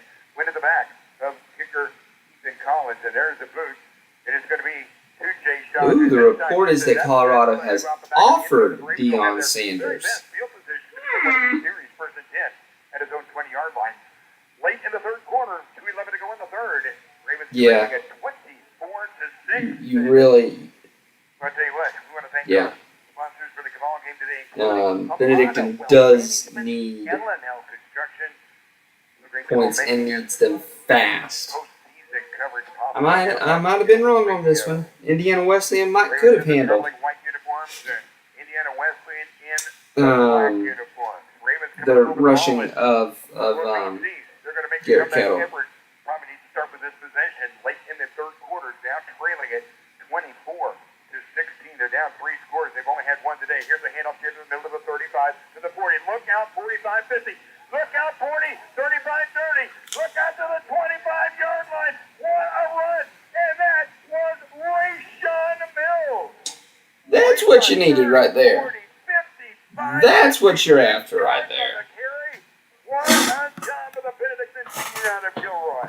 I needed to score, but you know. Yeah, a little breather. I bet you will. I go fast now. Single man to the backfield, Witherspoon. He's going to be on the left hand. Quarterback here at Kettle. Tight end on the right side for BC. That's going to be Zimmerman. They'll bring Reed back over to the right, setting him up as a wing. 5-4 on the play clock. Play action pass over the middle. There he is. Touchdown, Ravens. That was all right. Here we go. That's exactly what you needed. There we go. We've been spoiled with seeing all season long. All right. A minute 31 to go in the third quarter, and the Ravens Ooh, it might be too little too late there. And for Benedictine, will they go for 2 or for 1? Really, there's no reason to go for 2. Why would you go for 2? Just take your points and go home. And in the kick is Harry Balke. the hold. Hands outstretched. It is down, it is up, and it is good. We got a timeout of the Ravens battling back with a minute 31 to go in the third quarter. I mean, Indiana Wesleyan 24, Benedictine 13. Going for 2 would have made it a 10-point game. You're still going to need 2 scores. Which changes which 2 scores you're going to need to tie. Kicking back and drinking a domestic or imported beer, or maybe even a fine wine. Yeah, that was a huge answer. Oh, there goes Northwestern. Only Liquor at 119 South 9th Street has got it. Let's see if anyone else has scored again. Looking at you. Hometown friendly, hometown helpful in Atchison. Hold up. Who is that doing? Tossing passes for freaking Kaiser. The stock market is filled with individuals who know the price of everything. Who is that at quarterback? At Cottle Financial Group, we are committed to giving you the information you'll need to know the difference. What happened to? Price. Whether you need a second opinion on your portfolio or you have a rollover. What happened to Shea Spencer? To learn more at 367-2700. 367. He might have gotten hurt. Registered representative of and securities. Oh man, if Financial Services Inc. Member FINRA SIPC. If Shea Spencer got hurt, that's a real problem for Kaiser. American woman. The Benedictine kick is away, and it'll be taken by an up man. We might need to remind them that the field is 120 yards long. Just like we need to remind the Jamestown Valley City State guys that it is 120 yards long.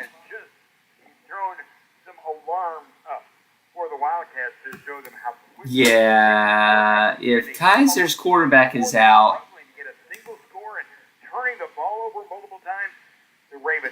that's gonna be tough. And it's now 24-13. Here it comes. You need a turnover right here. If you are QB has players in tight, hands off to the second man, little misdirection. They've run this a bunch, and it runs well again up to the 30 and 9-yard carry into the right side. And that play has worked very well all afternoon for Indiana Wesleyan. A gain of about 9, second down and 1 at their own 34-yard line for Wesleyan. Hill with the tackle for Benedictine. Never had anybody ask about POGs here today, so I'm sure that someone else is going to be able to handle that. I'm really fine with that, too. Second down and 1. Quarterback will handle. See, this is what they're doing. Nothing fancy. And here's a handoff into the middle and right at the first down marker. Needed a yard, got about a yard. They're not doing anything fancy again. They're not doing anything deep. They're not running anything exotic. They're not running anything other than just a couple of yards here, a couple of yards there, and just keep handing it off, keep running the time. And again, for yeah. Wesleyan, it's Oof, become Grandview misses the field goal. They can't ever game where you want to score to win. It has become, Shaylin freaking Gramstad, dudes. You try to hang on to win. Here's going to be the final play of the third quarter coming up right here. Wesleyan with 5 in the pattern. It is first and 10.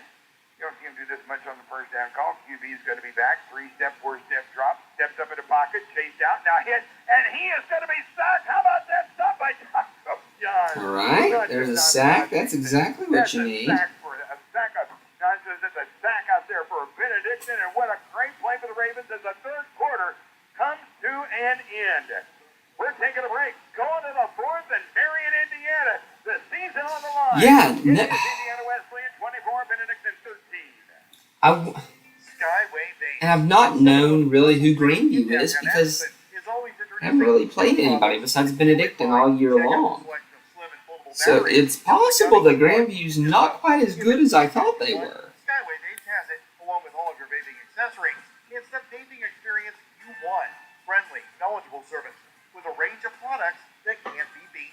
Skyway Vapes, 7-Eleven commercial in downtown Atchison. Open 10 to 9 Monday through Saturday. Sunday 2 to 7. Deciding between original Medicare and Medicare Advantage plans can be difficult.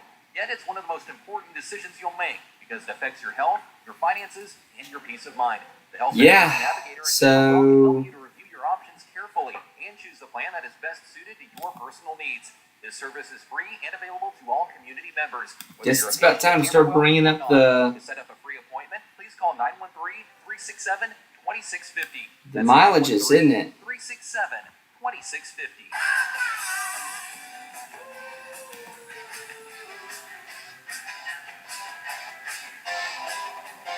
Back with you as we go to the fourth quarter here in Indiana. 24-13. Trying to get the Indiana Wesleyan in front. By the way, that quarter back in was off, tweeted. that was taken by Benedictine or was played that the Ravens made at the end of the third quarter was Joe Glazer, the 6'2" senior from Kansas City Rockhurst. So Joe picking up that tackle for a loss, and here comes the Benedictine defense. They've got Indiana Wesleyan backed up to a second down and 12. Oh, but then Nate Ewell from Grandview just picked off Lindsey Wilson. Receivers two to the right.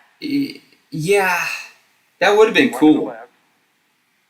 Double rematch semis. QB will wrap around, That would have run been to the left side, fantastic. cut into the I don't think they would have done that middle, though. 40, at the And there's 45. touchdown for Ravens making a nice Northwestern. tackle, but again, giving too Good much yardage grief. on that play, and for Benedictine, that play made I by Johnny suppose I need to Bluewood. delete Bethel out of They this, will don't I? advance the teams, and Indiana Doink. Wesleyan will advance And the six and doink. continue to hold the ball. All right. Yeah, I don't know how to find third quarter possession minutes, so I don't know how that goes. In the third quarter, Benedictine, a punt and a Cozy touchdown Perry is play still drive. in There was college a field football. goal. I would not have Possession by Indiana Wesleyan. thought about that. That is how few possessions this game has left. Yeah, the wholehearted. Wrap around handoff. We've been to the outside, finding some room, cut back to the middle of 50. Against Gray to the 45. But Go if to the 40. Grant- Ravens failing to tackle, it's going to go all the way down to the 36-yard line. And I would say there's more parity, but I don't think it's Stop it. overall Find a worse. daylight. He just bounced and picked his way through the defense, and now If that makes Williams sense, comes Nate. dancing off the field, taking the shoulders, throwing the arms around, playing to the crowd. And also, the team is in front, this is the 24-13, dang playoffs. 14 Games are going to be hard. Ravens defense looking over to the far sideline. It's and gonna Indiana be Wesleyan to go difficult. playing. They're playing it smart. They're running that play clock down. They don't want to give Benedictine any opportunities. They saw how quickly they could score. But you run that clock down. I mean- And now it's at 5. They still have a snap. Ugh. Motion will come to the right. Quarterback will hand off on All the right, direction so to let's the get left. rid of these Bouncing, breaking a 4 tackle, lines getting into here. the second layer of the defense and trying to be wrapped up and brought to the ground. But again, big yardage, or yeah, big yardage, good yardage, being picked up into the middle. And a gain of about 5 on that first down carry. And again, you take off another 40 seconds. You approach another first down, and Indiana Wesleyan is just eating the clock up. Again, we said this back in the third quarter. They don't feel like they need to score. They're not looking to score. They're looking to take time away. My hope for the home office is that they run by the seeding. They have gone by the seeding all this time. They need to stay by the seeding that they made. And that's going to be Morningside Indiana Wesleyan, Grandview Northwestern, setting up a possible Morningside Northwestern national championship game. That would be really freaking fun. Third down and 6 call at the Benedictine 32. Wesleyan with the football in Raven territory. Maybe within field goal range. Maybe not. Big question. Quarterback is back. Looking left. Chase out of the pocket. Hits. Throws it away. And it's incomplete. What a great job by the Ravens defense. Oh boy, oh boy. And in the middle, again, it's Joe Glazer. Joe Glazer had quarterback Evander Stokes by one arm. And Stokes is able to throw the ball away. It is now 4th down. And on comes, is that going to be the kicker? No. Grandview Northwestern, I think, is going to be an epic game. It's good on good. So on a 4th down, 6 big call here this afternoon for IWU. I think Morningside Indiana Wesleyan would also be an absolute whale of a game. You've got a team that thrives on explosiveness versus a team that runs on efficiency. Okay, I thought there was a delay, but they're going to call a false start on the offense, and that will push them back even farther. And now, will they elect to punt the football? Their head coach is way out on the field. He's like talking to the kids, and says, "Okay, guys, we got to push this thing away." Into the game is going to come punter Ethan Collins. The line of scrimmage is going to go back to the 37. Punter is going to be standing at the and they got 47.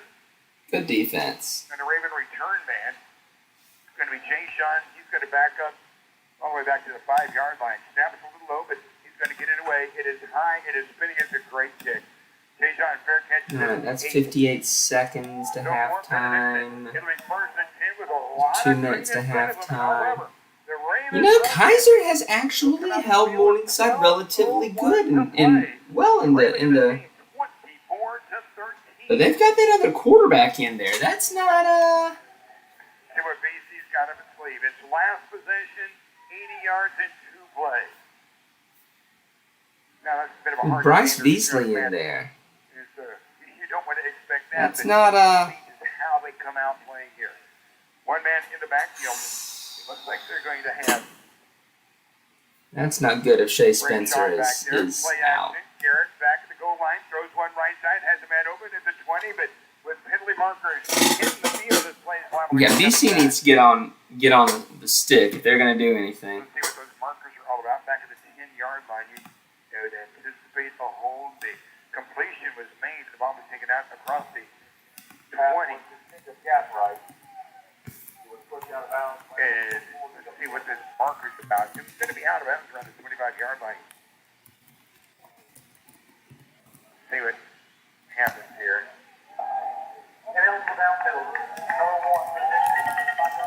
So there you have it.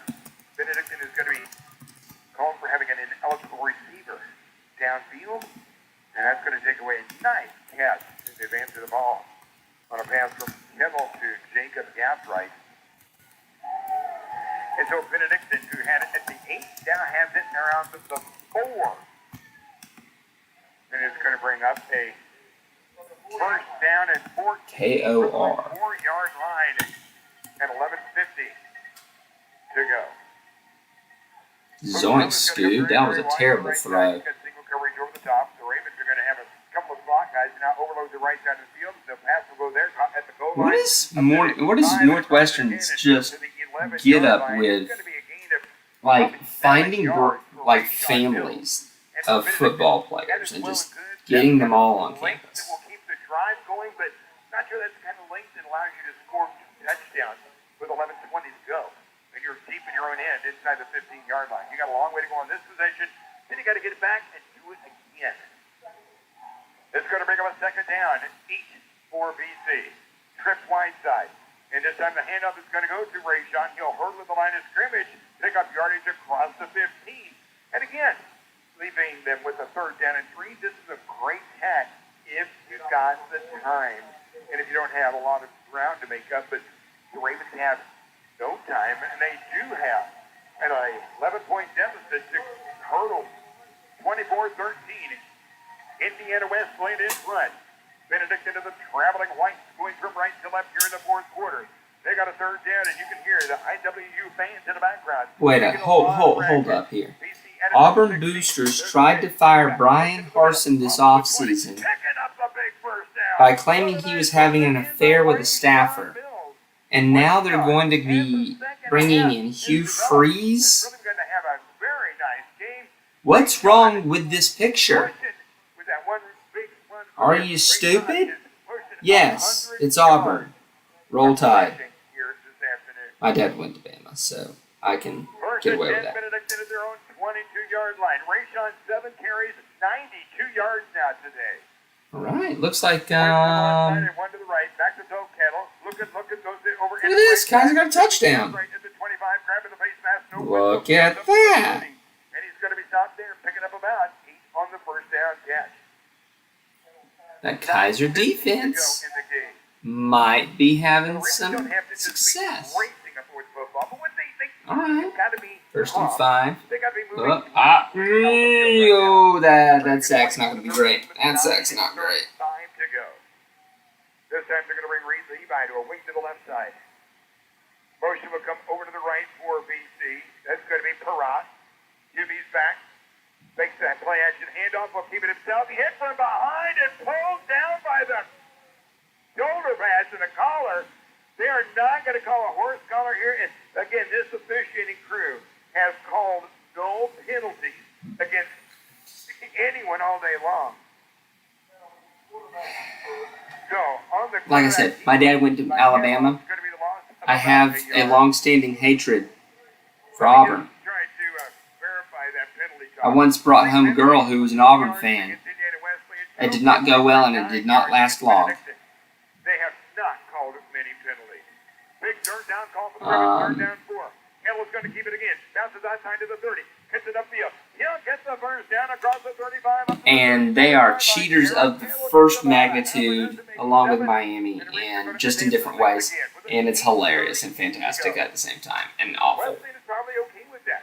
Ravens are running the ball. Have not thrown the ball on this series coming up the field. Keeping everything between the hash marks, eating up a lot of time, moving methodically but slowly up the field, and the clock does not stop. It's at 8:20 to play. First and 10, Benedictine at their own 37. Kettle will be back to throw this time. Steps up, throws right, coming back for the ball and making a catch for a mere 3-yard gain. That was Perrott. No, let me fix that. That was not Perrott. That was Colin Payne.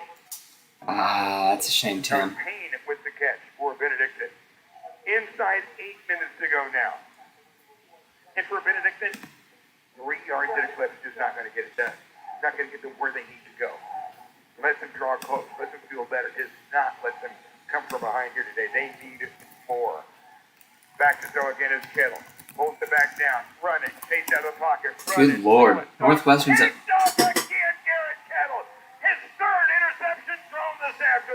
Yo, that's not what you do. That's not great. Just like Northwestern being up 35-0. That got out of hand quickly. Ooh. Yeah, when that one gets out of halftime, that's going to be party's over on that one. Roger's correct. Ravens have, I don't believe, let me see if I can find this. Ravens have not had an interception, have not taken away a ball by interception today. And fumbles, there have been no fumbles at all today by Indiana Wesleyan. They have played clean. Wow, Marion's getting their butt whipped, and that is kind of surprising. I didn't think it'd be this crazy. He'll get a yard or so. That's not enough. Going to bring up a... But this Kaiser's got the daggone ball back. And 9, but again, IWU's in no hurry whatever. They don't care.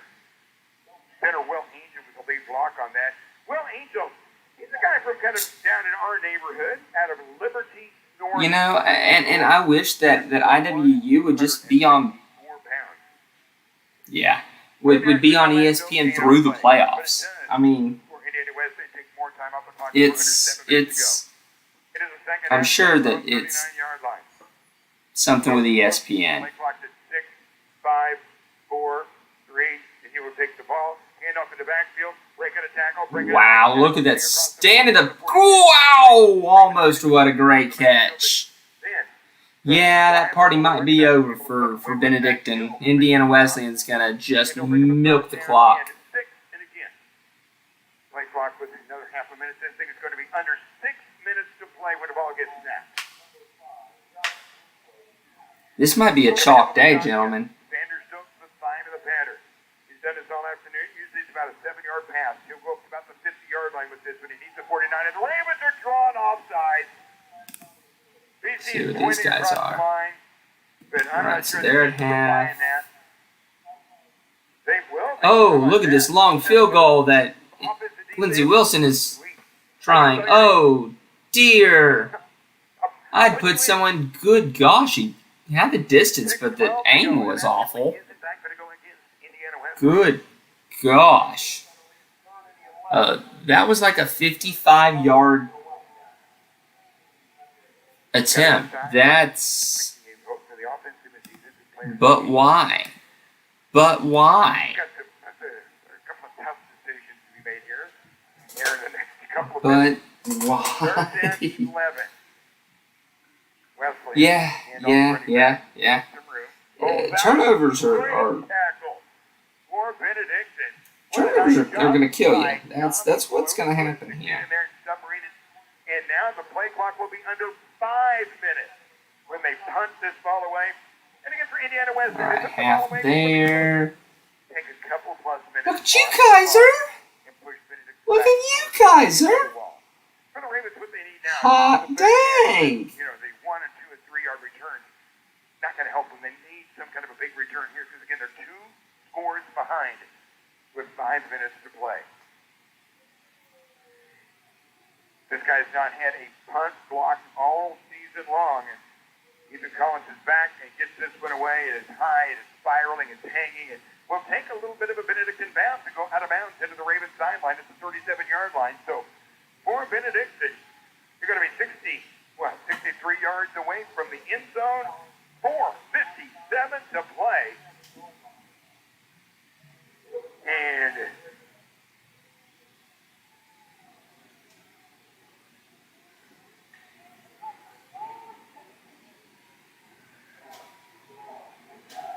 autocorrect is the worst thing that was ever created by man. One of the worst. Where did that come from? 24-13. Ravens have the football, and they down 11. Here's the handoff to Witherspoon. He's going to be throwing for a loss. Witherspoon runs into, I'm seeing 5, 6 maybe, black jerseys. That play was perfectly anticipated. The defense exploded immediately to the point at which the Ravens are going to attack, and it is going to be a loss. 2nd down and 12 for Benedictine. 4.5 minutes to go.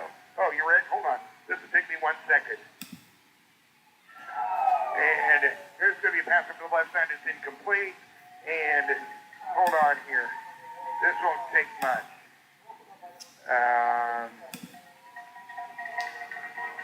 All right, let's see if Kaiser can do something here. Oh, they're trying a... Or Benedictine, or 12. And an incomplete pass. 3rd down and about a That's a dozen. 36, 53-yard field goal? This seems like a poor idea, too. Benedictine's in 4-down territory here, by the way, just in case you're curious, at their own 35-yard line. Trailing by 11. Back to throw his Kittle, steps up, he's back. Yeah, Kittle goes down in a heap, but he's going to be jumped on and put away by Isaac. All right, no good. All right, so... Isaac is my defensive player of the game. I just sit in my vote for him, and I will absolutely stand behind that. That is his 8th tackle of the day. It's his 2nd tackle for a loss this afternoon. And that fact reminds me that you need to stop by Taco John's after the game for a family pack of the pound. Quick, easy dinner in a sack, Taco John. Taco John's is bigger, bolder, and better. 4:20 to go in the 4th quarter. 4:20 to go. All right, all of our games are at halftime except for Benedictine Indiana Wesleyan. All right, so... 15, 21, maybe? I say 19. Okay, I see it now. 19. 4th and 19 for Benedictine. So we have some good games, and we have some bad 4 minutes games. and 20 seconds left to go in the season for one of these teams. Right. Have turned the ball over so many times this afternoon. That's been, among other things, that has been a huge problem for the Ravens here this afternoon. Benedictine has found themselves with 46 plays today. Okay, typically they're in the 70s, 46 plays today, 60 by Indiana Wesleyan. Ravens with 320 yards of offense. That's a lot of offense, but remember, that was buoyed by the 2-play, 80-yard drive that we had a little bit ago. BC's 12 of 20 throwing a football with 3 interceptions today. Yeah, Garrett Kettle has not been good. Not good at all today. Turning it over 4 times in the afternoon. It's a death right there. 4:20 to go. Here come the Ravens on a 4th down. Maybe the final play of the year.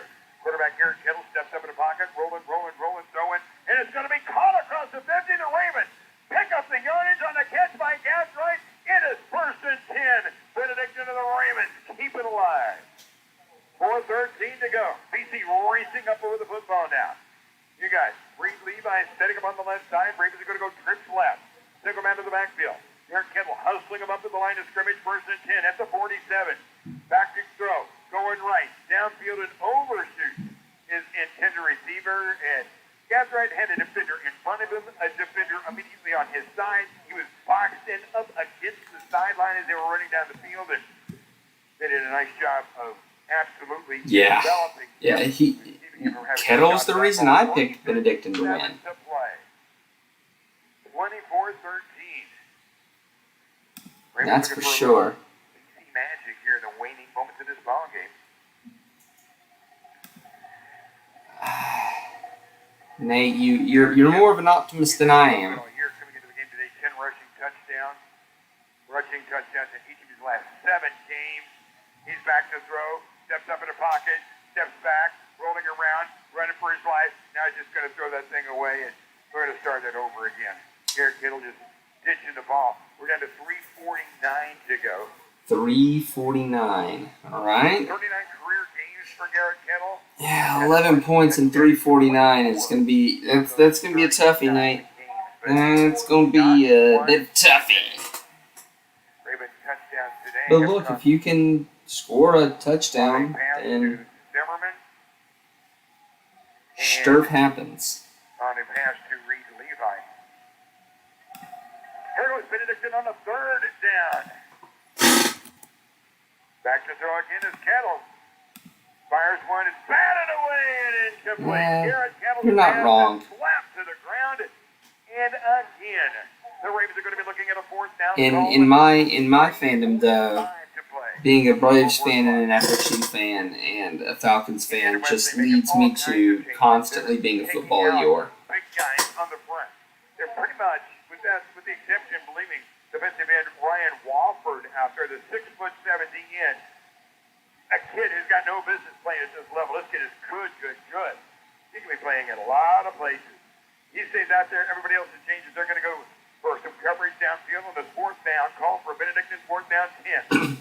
Motion will come to the middle of the field, and what do we got? Oh, we got a defensive timeout. We're taking a break with Wesley, and 3:45 to go in the game. It is Wildcats 24, Ravens 13. Get your tan on. You don't have to be a snap. 3:45. That is. With 3 tanning beds, appointments are available from 10 a.m. to 1 p.m. and 2 p.m. to 6 p.m. on Monday through Thursdays, and 10 a.m. to 12 p.m. on Fridays and Saturdays. Call them at 913-367-1511 to schedule. Get your tan on. It's Snap Fitness, 409 Commercial in Atchison. KAIR-FM, Horton, Atchison. On the air at 93.7 FM. Online at mscnews.net. Click the Listen Live tab to connect with our entire family of radio stations.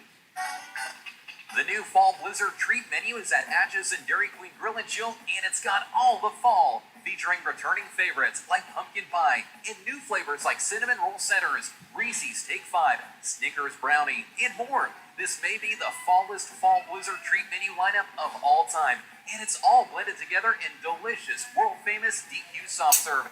Try all the flavors at Dairy Queen Grill and Chill in Atchison.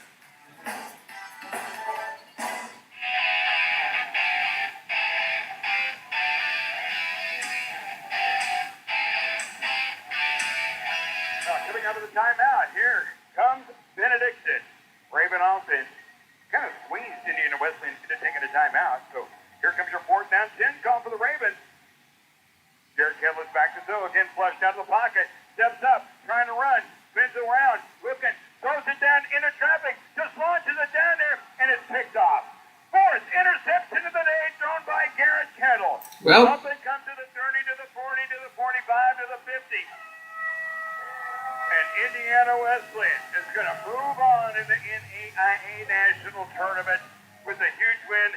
And in a class move, the Wesleyan players wave goodbye to their Benedictine sideline. 7 left.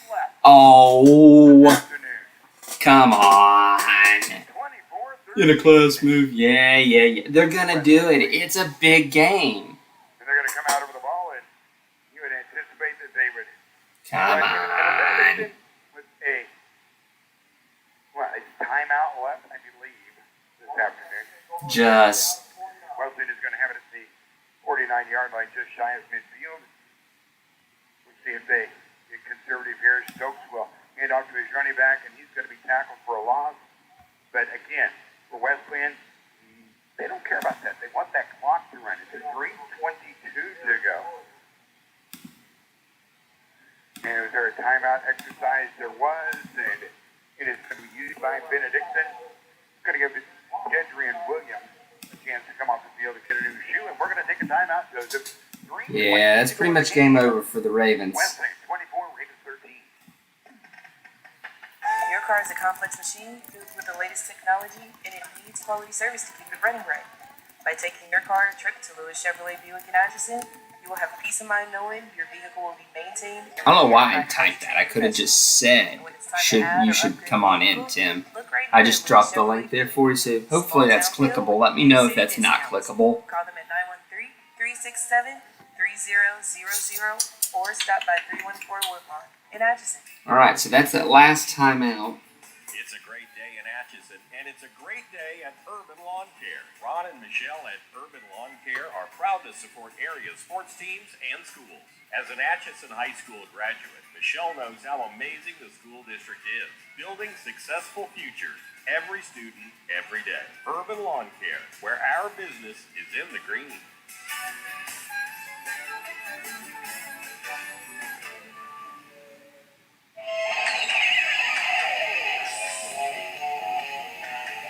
Good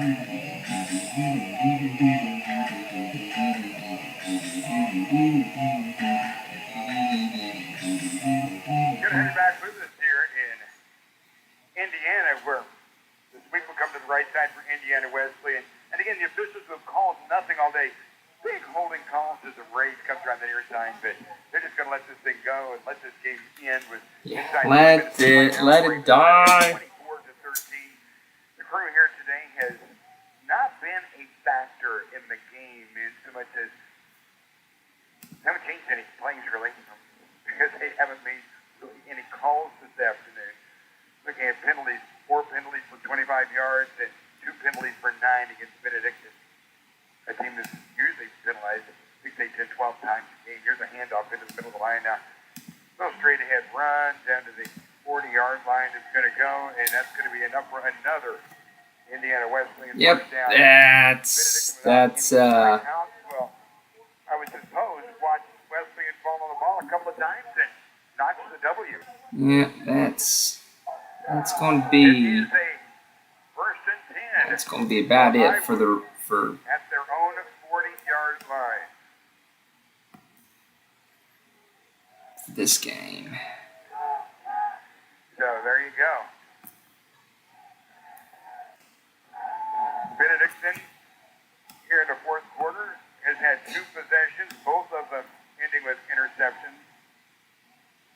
Trying to come back, and now Wesleyan's going to have to decide, because the play call here is extremely complicated with 1:50 to go. You lead by 11 and your opponent has no timeouts. This is a tough one. You could maybe fall on it. I guess it could be an option here. Yeah. Alright, so let's then Walk into the line. Stop. go ahead and toss in 1, 2, 3, 4 Indiana Wesleyan. No, they would be on the road more than likely.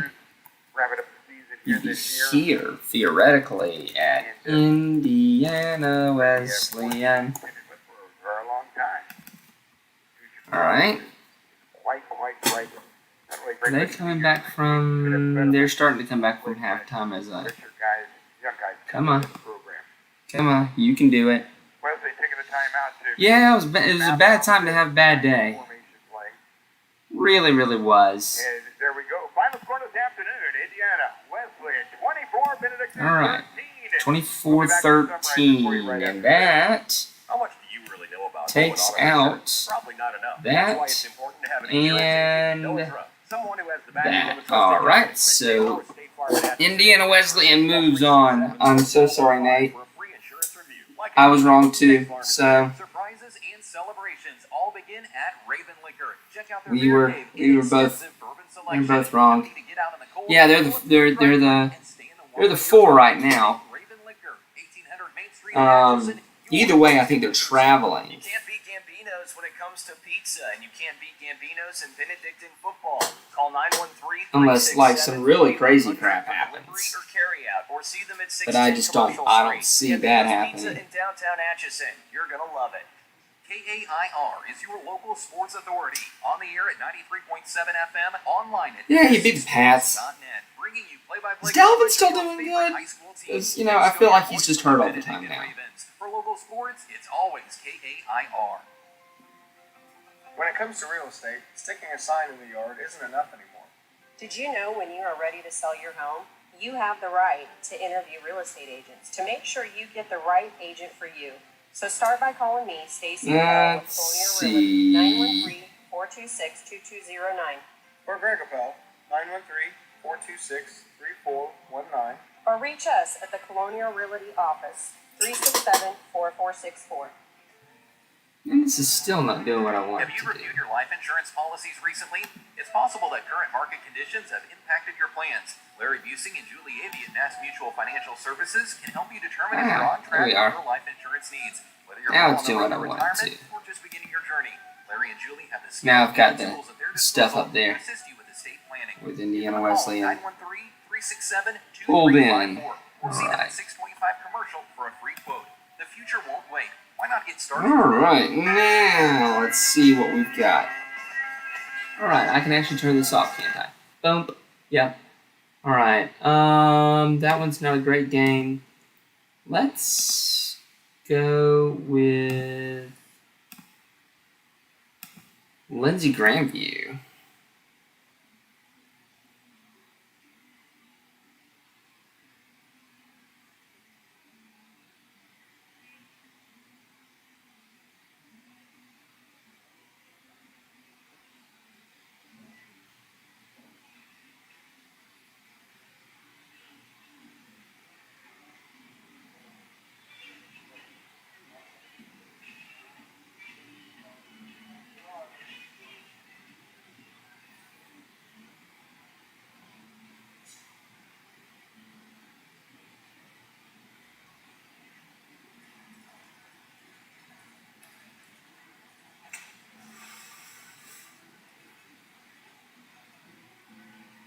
Let's see, trying to find.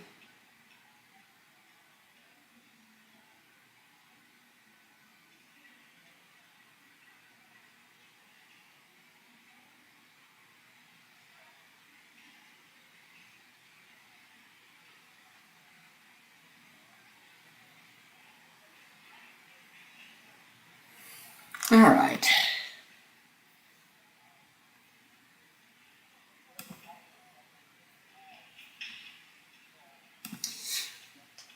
It was always hilarious when Dalvin was at Florida State.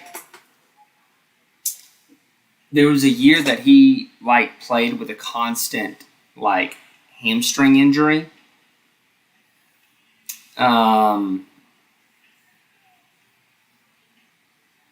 And he would get the first down and he would just sort of scoot himself out of bounds and go down. My man knew when his hamstring was about to pop.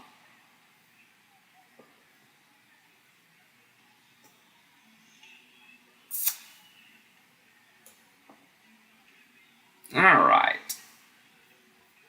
Well, they're lining up for kickoff. Well, we'll watch them here, and we'll just play the audio from somewhere else. Because this one is not a game. It is now in garbage time. Sorry, Roger. Yeah, it's a nice return, though.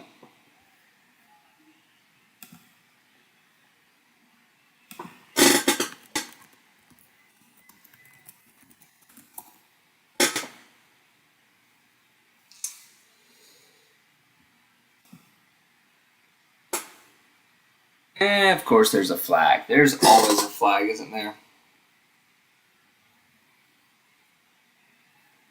We're getting close to the start of the third quarter here in Des Moines. Jeff Kahn with you as Grandview and Lindsey Wilson playing to a stalemate here at halftime, tied at 7. So 30 minutes will decide the winner and who advances. Grandview Lindsey is definitely the game of the day, and I agree with you. I also had has defeated Benedictine by a score of 24-13. So Indiana Wesleyan awaits who they will meet next week. I think I had the other two games. One is out of yeah. Morningside was a lock once Dolanchek was playing. Northwestern leads Marion 35-0 at half, and in Sioux City, the number 1 seed Morningside leads Kaiser at halftime, 21-10.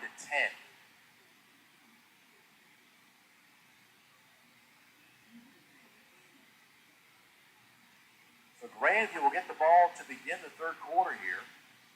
As both teams scoring single touchdowns. Kobe Belcher, a 4-yard run coming off an interception thrown by Johnny Sullivan, while Grandview had a 6-play, 61-yard drive early in the second. Johnny Sullivan found them. Yeah, I mean, yeah, that was a 2.5-hour game. No commercials will do that. That's why I like NAIA games. I can get, especially in the playoffs, I can get done with games that start at 1 o'clock Eastern, at about 4 o'clock. We're going to go see Santa Claus tonight with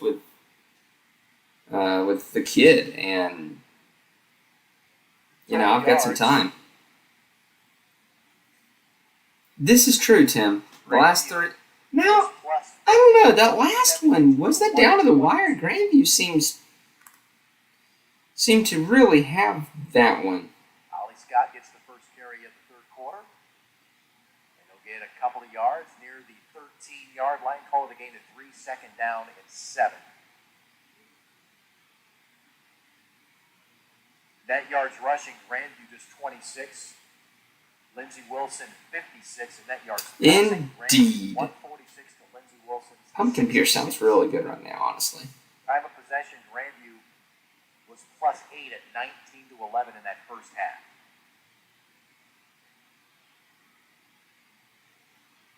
Sullivan sends Wallinger in motion. Johnny looks left, throws left middle. Got Street for a first down. Devon Street to the 28, and a gain of 15. Oh, the gain of 16 to the 29.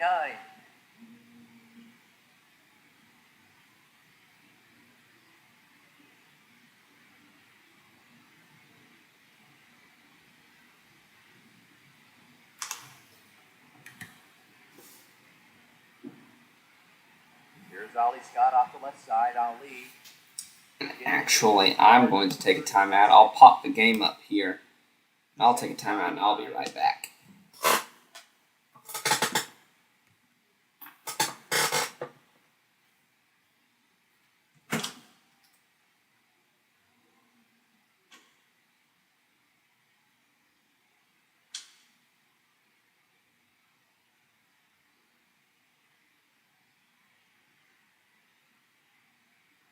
Play action.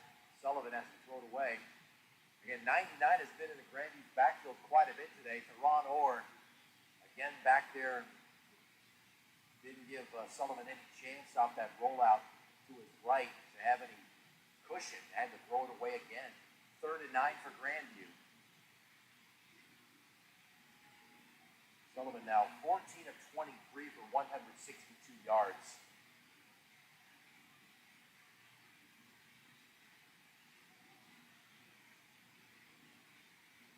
Trips to the right, out of the shotgun. Sullivan 3rd and 9, throws middle. Intercepted again. That's Johnny's second of the day. This time picked off by Kashawn Beasley.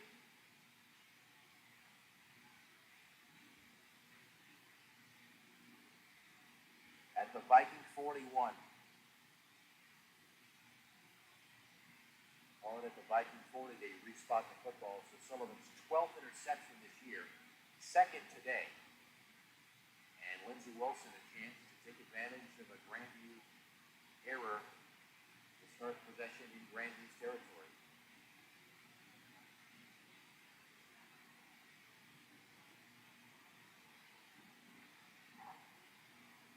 Cash out of the shotgun, sends a man in motion. Scott looks left, throws left. Caught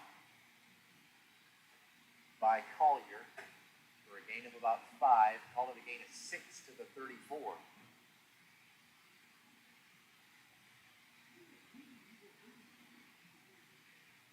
Felix King and Rocky Shanefelder pushed him out of bounds.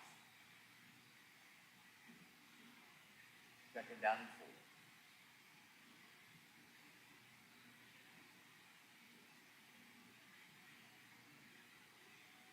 Cash has another completion out there for a first down. That's Kentrell Borden, freshman, tight end. A gain to the Grandview 27, a pickup of 7.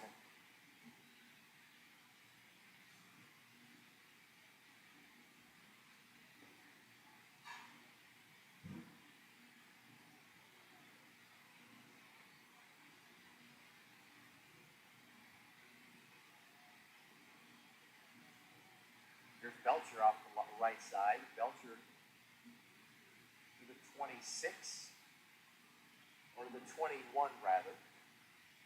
Rocky Shanefelder made the stop, a gain of 6, second down and 4.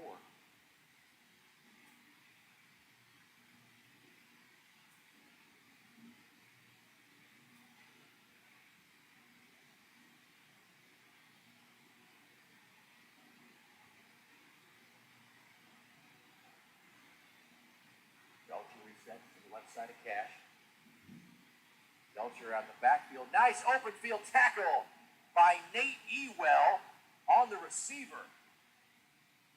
Jalil Warren, and Ewell dumped him for no gain. Third down and 4.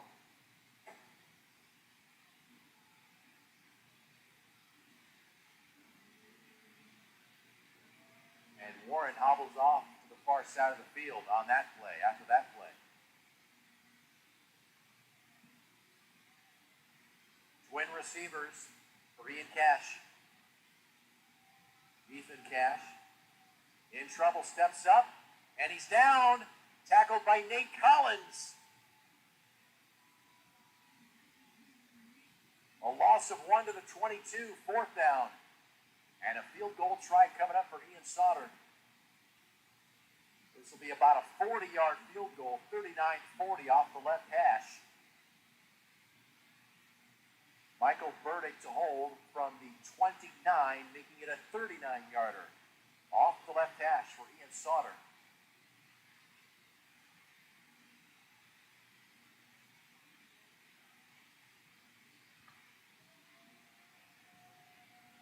Sauter's kick is strong, and it's wide right. So both place kickers a little off today. Sauter now 0 for 2, and Nathan Hamilton is 0 for 1 in his field goal attempt today. So Grandview takes over from the 22, and once again denies Lindsey Wilson a scoring chance. And they're unable to take advantage of the interception thrown by Johnny Sullivan.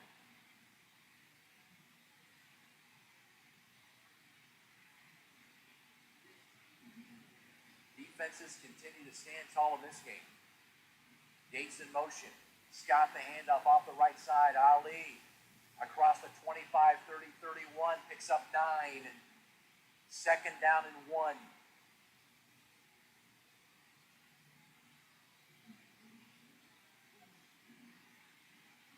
Roman McDonald made the tackle, but Ali's got 9 more.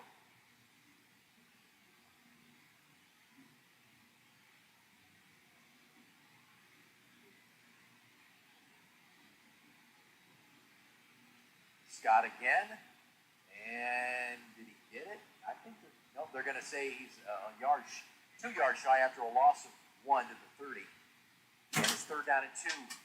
I'm back. All right. Let's see if this score Darius works. Heilig made the tackle for loss. Nope. So it is a poor problem. A loss of 132. Put this quarterback in.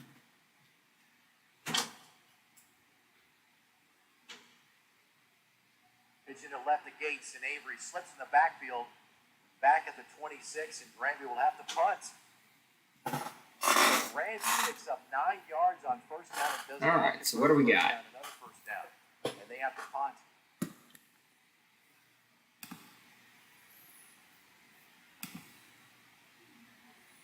Brushwitz will punt it again away for Grandview again.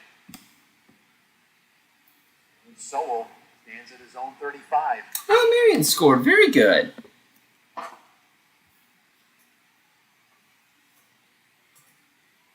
Gets it away. Spiraling kick bouncing at the 46. And a bit of a sideway roll to the 45, and that's where Lindsey Wilson takes over. So Lindsey Wilson has benefited with great field position their first 2 chances here from the Grandview 40 and now from their own 45. And once again, the Viking defense will be asked to make another stop.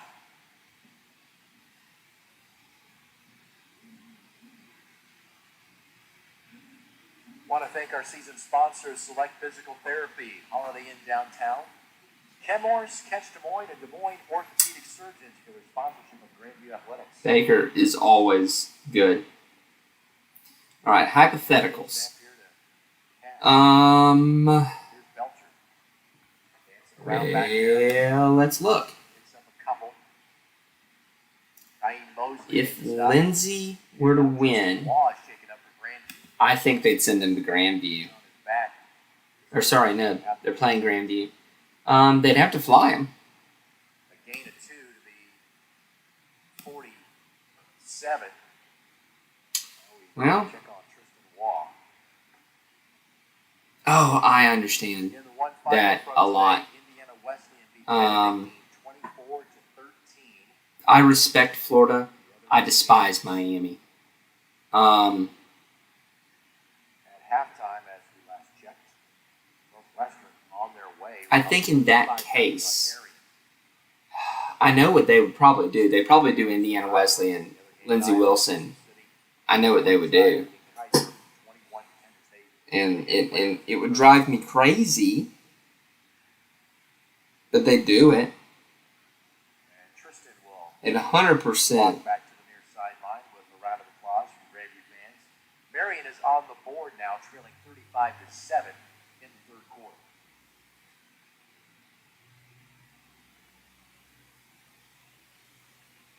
Second down and 8 here for Lindsey from their own 47. Trying to find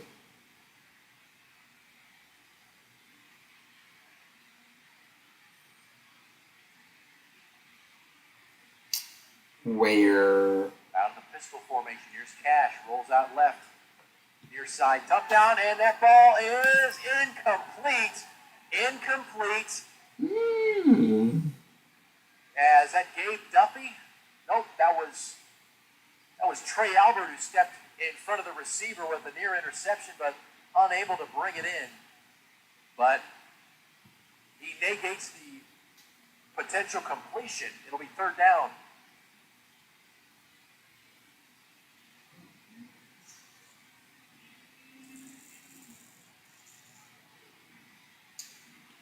Trying to see if I can find the Marion. Yeah. Here comes the pressure. Dave Duffy with the backside sack on Cash. Yeah, I think they send to Indiana West to avoid the flight. Because I think they want to avoid the flight, if at all possible. 37. That's a loss of 10.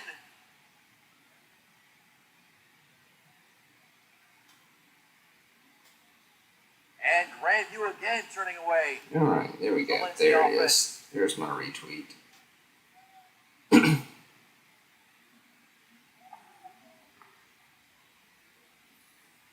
Otherwise,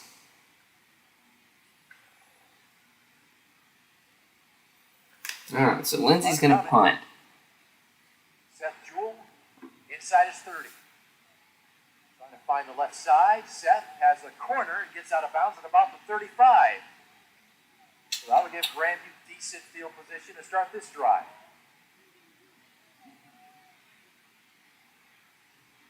Well, that's just not nice.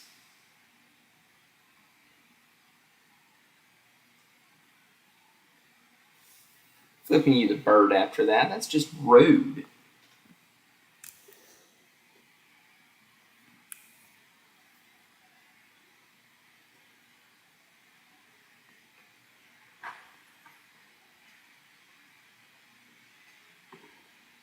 First and 10 Vikings from their own 35.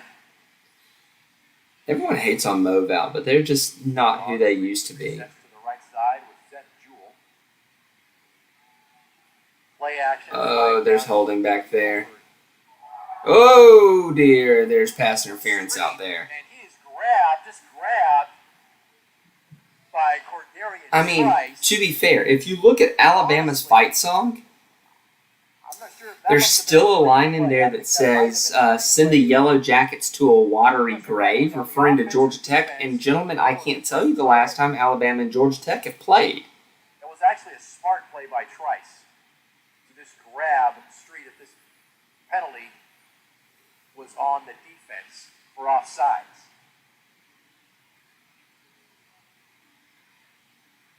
I thought Grandview might have had a Now, false start granted, motion penalty. Alabama Georgia Tech was, I believe, the game in which Bear Bryant wore an Alabama helmet on the sidelines because the Georgia Tech fans kept pelting him with schmutz. It was actually an illegal shift in the offense, so I believe that was the right one. Grandview would have been penalized there if not Trice grabbed Demond Street, but they offset. So we'll replay the down, first and 10. Nobody cares about basketball, Nate. Except for my friends at NHR. NAI Hoops Report. Avery make it to Ali Scott. Nothing doing there Just for a Ali. Maybe good more. grief. Ain't no one doing nothing. Second down and 9. Oh, there's another touchdown for Northwestern. Oh, man. Hey, Kaiser's got a field goal. We're inside. Look at this, gents. This is, I did not see this one. That's, Down and 9 from the 36. this could... Morningstide's still going to win, but this is... Little floater middle. They're looking really... Oh! Diving attempt unsuccessful. They're looking really vulnerable. Neither one of these offenses can seem to generate any momentum. It's been all defensive oriented today. But that does play to Grandview's strength. This is interesting. Third down and 9. Trips to the right, 2 to the left. Shotgun snap. Up in middle, Avery Gates. Avery Gates has a first down into midfield to the Lindsey Wilson 49. A gain of 15 to Avery Gates. They're forcing Joe Dolenchek to run the football. Picks up a big third down and 9 to keep the drive alive. Crap, guys.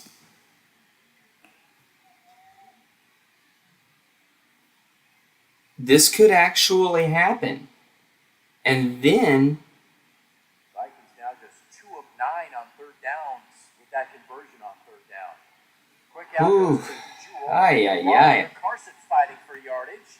He's got 8 to the Blue Raider 41. There's a punt. Second down and 2. Look, if Kaiser goes to the semis... Not been able to convert third downs today. Generally speaking, Randy, that one. That would be Lindsey Wilson is just 4 huge. third downs. Again, defenses doing their part in this game. Second and 2 for Grandview. comes the blitz. Sullivan deep, looking for Street, and he overshot him. And an official got knocked to the turf there. The umpire still get help to his feet by Robbie Isaacs. Incomplete on the pass, third down now and 2.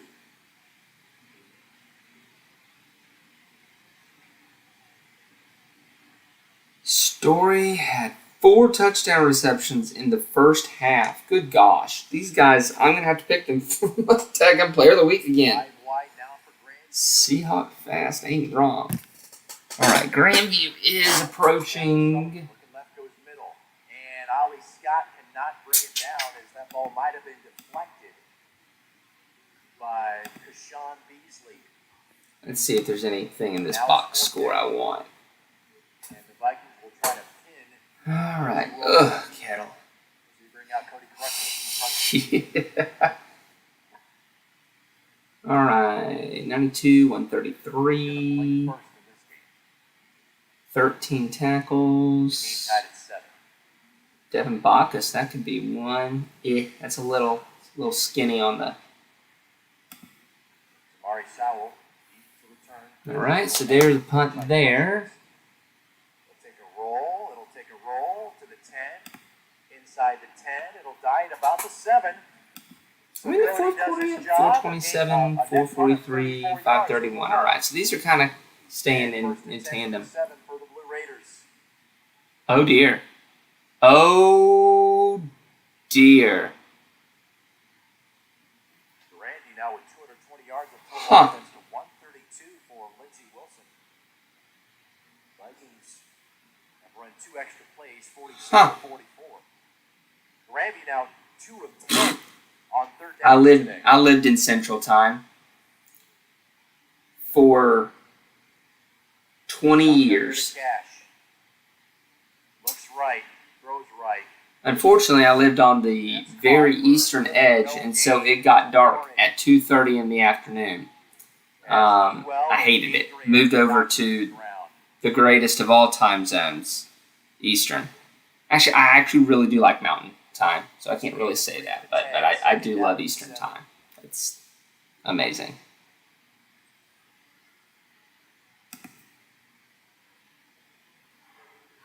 The clock reset to 40. We approach 4 to play in the third. Guys, these games are... Out of the pistol with Belcher, who gets the handoff. Belcher has a hole across the 15 to the 16. It'll be third down and short. Gain of about 6, 3rd and 1. This Jake is... Silver made the stop with Granby, but it's 3rd and 1 now for the Blue Raiders.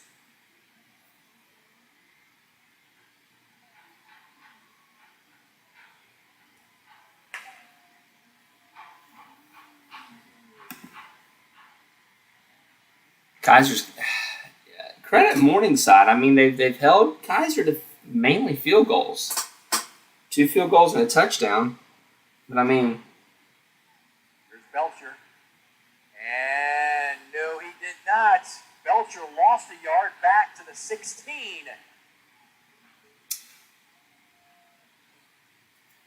And so Kaiser's going to have to kick a field goal here. 21-16. That does not help them much. And once again, it's the punt unit to come on the field. This time for Lindsey Wilson. Punting again. All right, let's see this. Let's see this field goal.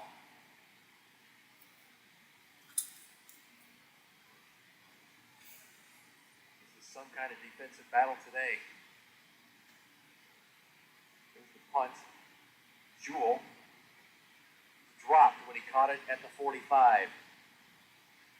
All right, so he got Grandview has great he field got it. position So on this drive. 21-16. 2:35 to go in the third. Yes, audio is on Grandview Lindsay. Pop back to them over here. Other scores. Those 2 other scores. Northwestern now leads 4. I'm a real big fan of being on the western side of a time zone, especially in the summer when it doesn't get dark until like 9 o'clock. And Northwestern now leads Kaiser 21-16 in the third. Here's the the handoff to Scott. Ali's got running room up the far There we sideline. go. Scott dumped inside. There we Lindsey go. Wilson 40 to the 38.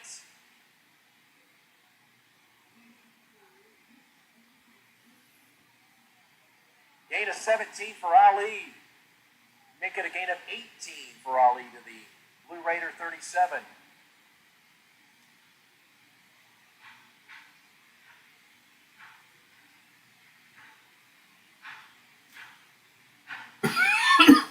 Excuse me.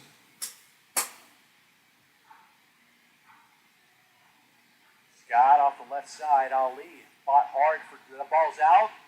And Lindsey Wilson recovers. Oh. Well. That's not ideal. Lindsey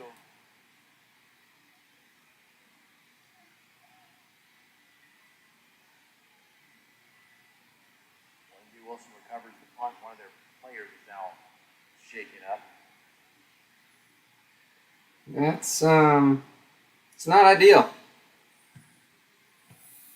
All right, let's see if From the 36-yard line. I have a feeling this is a wind issue, just like last week with Morningside Arizona Christian. Right now. And then Morningside's going to pull away in the fourth, Lindsey but Wilson forcing the Grandview turnover. I'm just going to sit here and tell you, Kaiser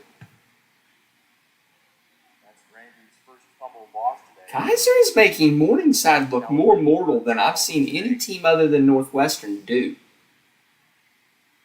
Sullivan 2 interceptions and a lost fumble.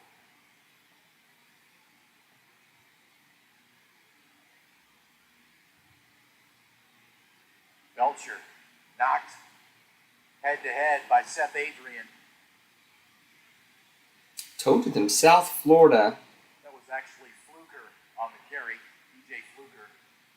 DBs were something else as they rip off a giant pass. A gain of 1 to the 37, second down and 9. Look, Lindsey can't score. Grandview. I mean, they've done it once, but With the turnover battle. Fluker gets the handoff again. Got a little more room. Grandview's defense is definitely keeping this one very, Tristan Waugh in there on the play. very close. Adrian Mosley also there. A gain of 4. Third down and 5 for Lindsey Wilson. We're under a minute to play here in the third. Twins for the Blue Raiders. Pitch to Fluker. And he's not going to get there.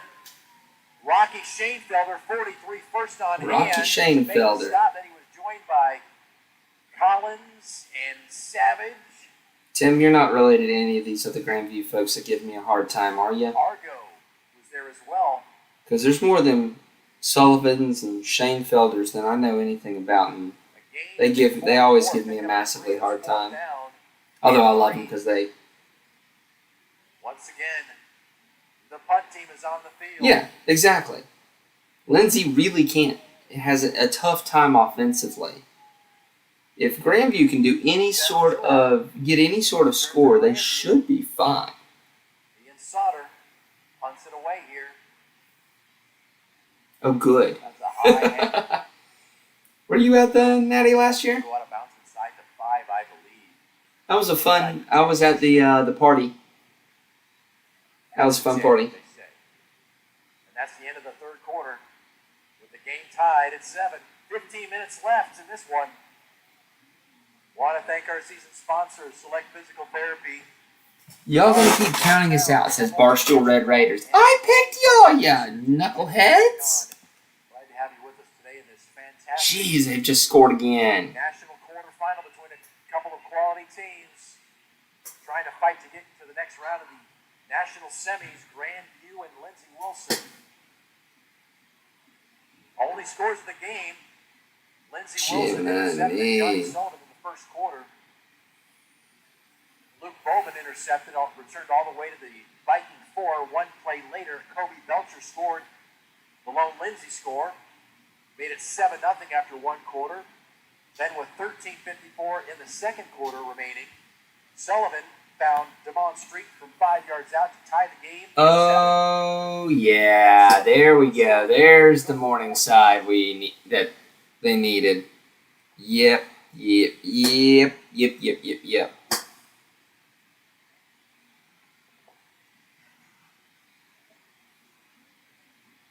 Grandview takes over from their 10, first and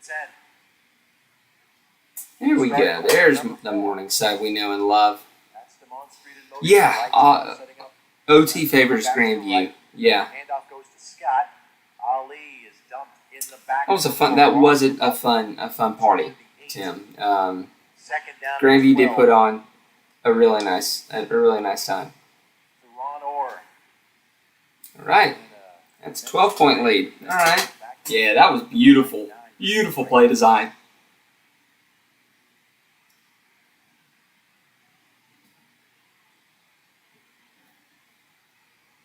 Morningside has scored. They lead Kaiser 27-6. All right, let's see. Oh, geez, backed up. Sullivan throws middle. Got Demond Street. Demond is at the 15. It'll be third down and about 5. A gain of 7 to get the 2 back. We need some scoring in this game.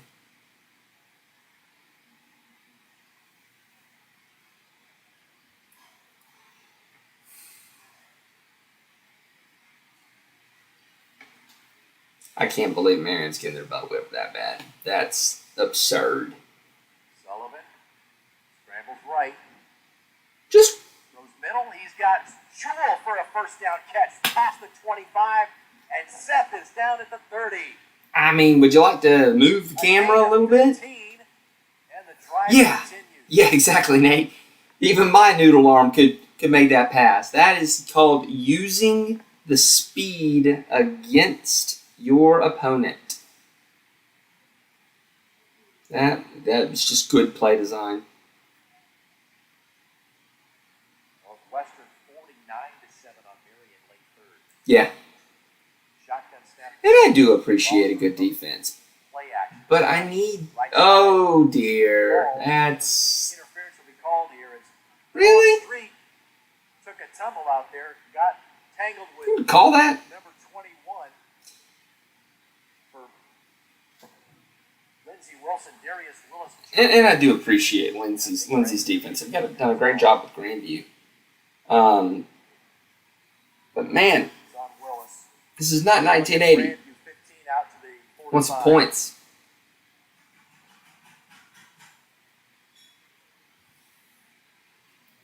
This is the reason that Reinhardt was able to come back on them last week. Reinhardt didn't have the greatest offense this year either, but they were gonna. They were able to come back on them.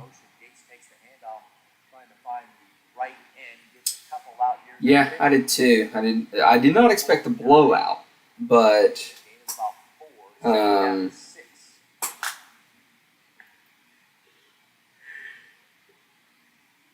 thought it'd be closer. I thought it would be closer.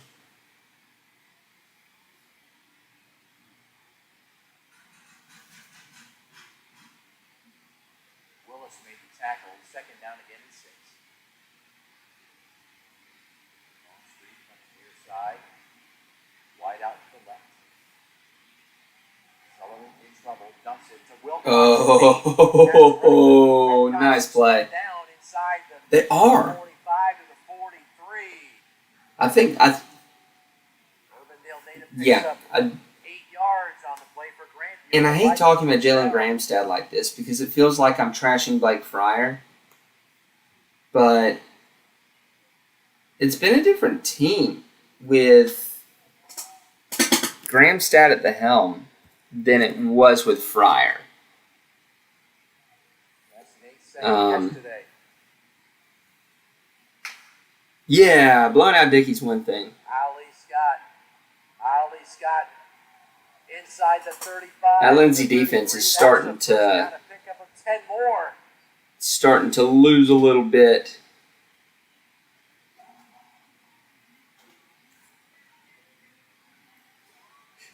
There's a little bit of steam.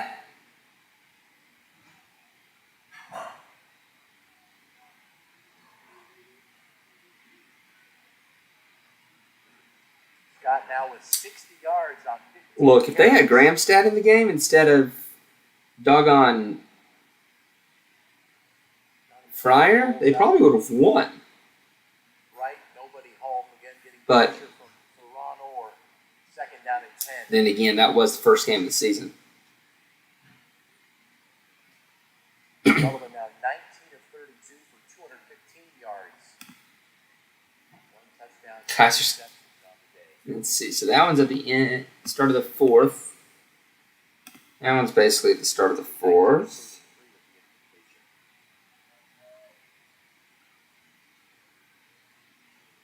Vikings will go twins now on both sides. Sullivan goes middle. There's Nick Danielson with a catch. His first grab of the day. Nick's got it at the 25. Like Koima. 8. Okay, so when have we disrespected Northwestern? I don't. If y'all have watched our live show, have we been disrespecting? Third down and about 2 here for Grandview. Have I been disrespecting daggum Northwestern? I do not remember disrespecting Northwestern. Sullivan looks near side to Andy. John might have, not me. Play call. Ollie Scott out of the backfield. He'll get the reception. Scott will lose yards back to the 30, a loss of 5. As they sent Scott in motion out of the backfield, a dump down pass. Net loss 5. Now 4th down and 7. Thank you. They're like sitting here.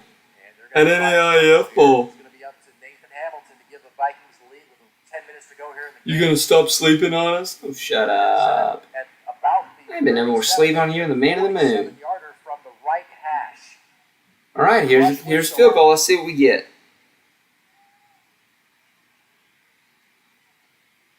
Placement spot. Nate's kick.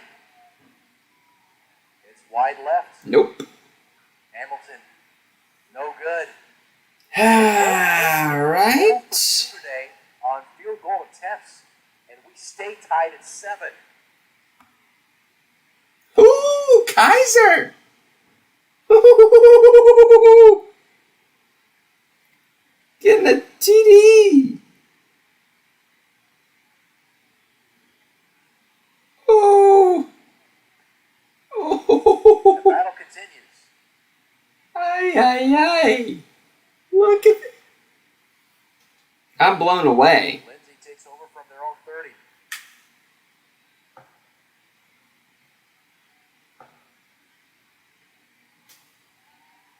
Cash up the left sideline. Jaden Meisinger scored from 23 yards out. Josh Watts. Ay, caramba. All right. Second down.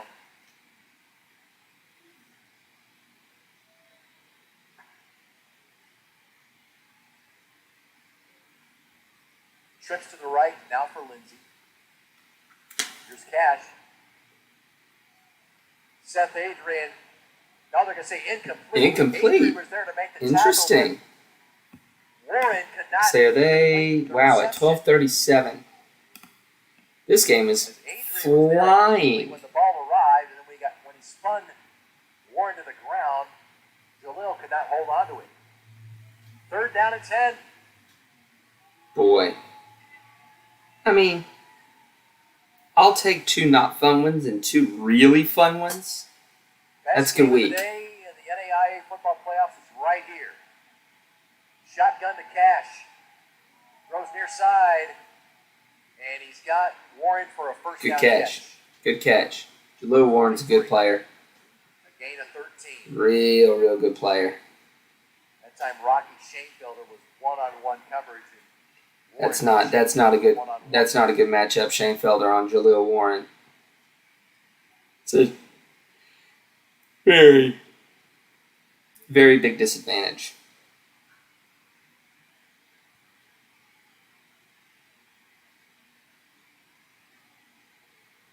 That's got to be a motion penalty. I think it's a motion penalty. Yes, on the offense, cost Yeah. 5.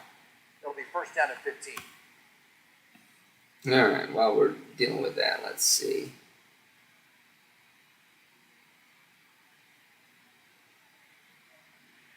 Good play. Now, y'all, and y'all know me. I have nothing against any of these squads. Morningside now leads early 4:28. But it would be fun to watch Kaiser win that game. That would be. Trey Albert was there in case. Yeah. Yeah. As Warren was the intended receiver, now Warren is shaken up. Ooh, Jalil Warren shaken up. That's Josh Watch. Make it Watch. Okay. Receiver, he's shaken up.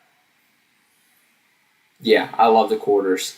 We get all the pretenders out of the way. We just have the best 8. $600 million in financial aid. Experience NAIA. Get in the game today at playNAIA.org. Fans want to watch all of the NAIA National Championships this fall? Check out the official video of home at NAIANetwork.com. Over 10,000 live events throughout the course of the year, so go to NAIANetwork.com to watch all of the exciting championship action.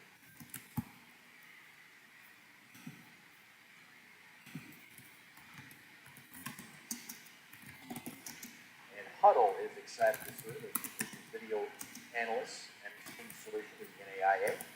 Check out the capabilities of Huddle Focus Camera at huddle.com, HUL.com. Second down and 15 following the false start from the 38-yard line. Cash is complete near midfield. Felix King made the tackle on Warren as they pick up a big chunk of that yardage back. It'll be third down now and 3.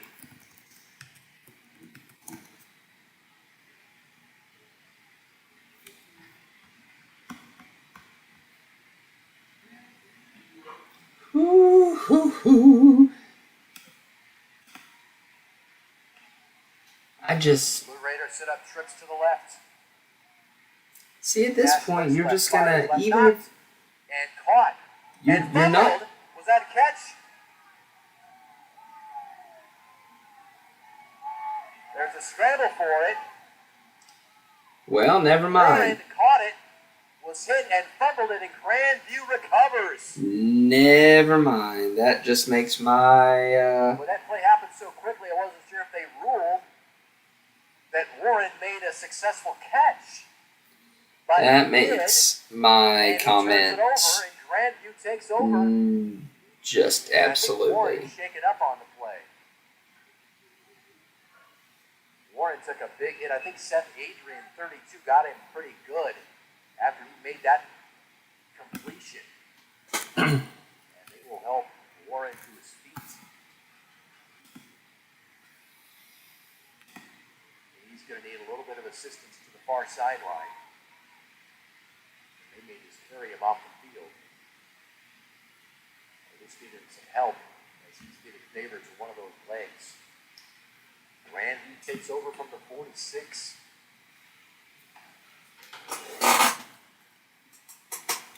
Well, all right, Grandview, let's see what you can do.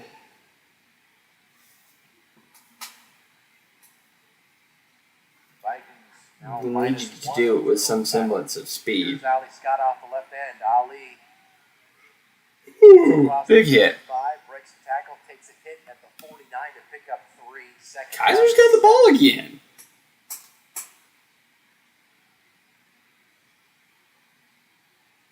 Look at this. Looks like Ali is shaken up on the near sideline.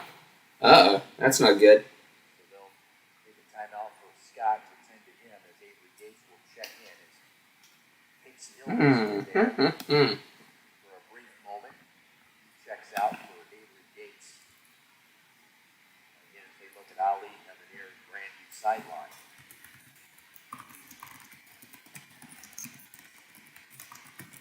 What a game it's been here at Des Moines today as Ali is up to his feet.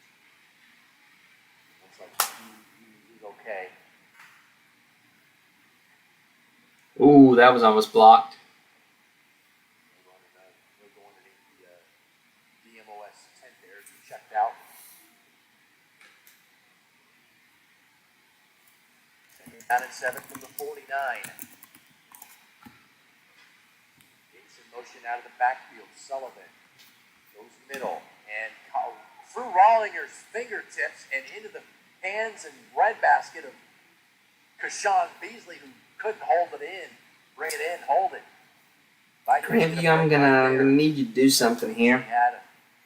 Be like the guy poking with a stick. Could have been a big return for the Blue Raiders, but the ball falls to the ground. Incomplete. Now 3rd down and 7.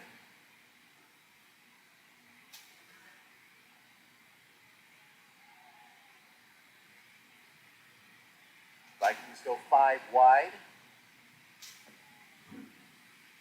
Here's Sullivan. Here comes the pressure going near side. Oh, geez. Now they're up 52-7. Really no chances. Once again, the Blue Raiders. This one's so far out of hand that it's. I just. There's no reason for me to watch that game.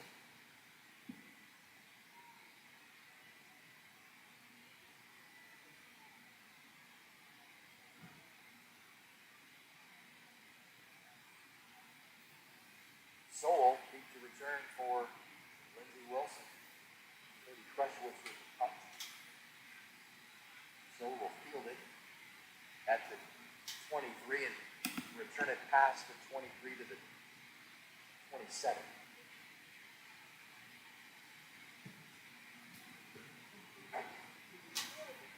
All right, let's get back to a game that actually has some.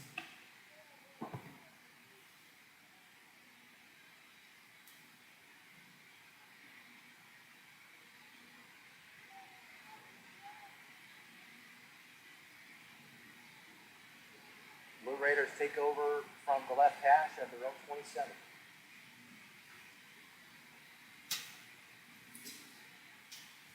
Oh, me, oh my. Six to the right, single receiver left. Eugene Cash. Looking right, fires right. Boom! And a catch, and once again, another big tackle by Nate Ewell. This one might go to overtime, my For that friends. catch, and Warren has taken a couple of big hits. Nate Ewell going for the legs. And Warren again is shaken up on the play. Boy. Cash. I don't know, leave it as a receiver out there for a big hit by the defense. A nice play by Nate Ewell. Cash really shaken up himself in his body language. He was really hurting out there.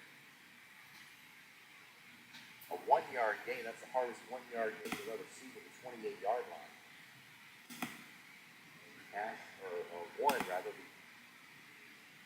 he's going to be held to the sideline. Just a hard-hitting defensive game today. Just a lot of respect. Wow. Putting it all on the line. Trying to keep their season alive. I don't think I've ever seen anybody whip up on Morningside's offensive line like that.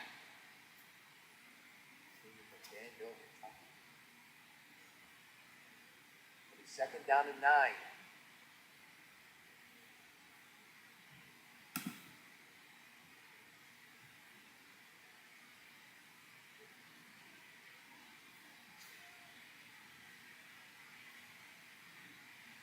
Cash hands it off to Belcher.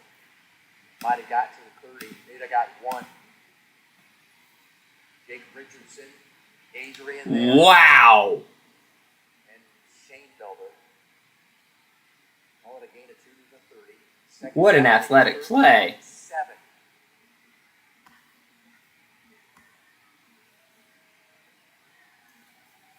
All right, 3rd and 7. Come on, let's go. Shotgun snap to Cash. Goes middle, incomplete. Oh, dear. Behind the receiver, Manny Scott. Dude. Cutting across and across. Kaiser is just... We told you Kaiser was good. Told y'all all that means that St. Thomas was good. We done told you.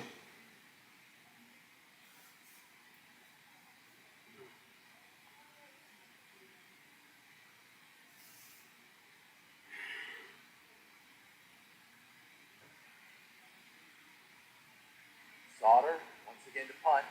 Ooh, that one almost got tipped. Will take a bounce in the arms of Jewell around the 32, and he hustles up the near sideline to get it out to near the 40.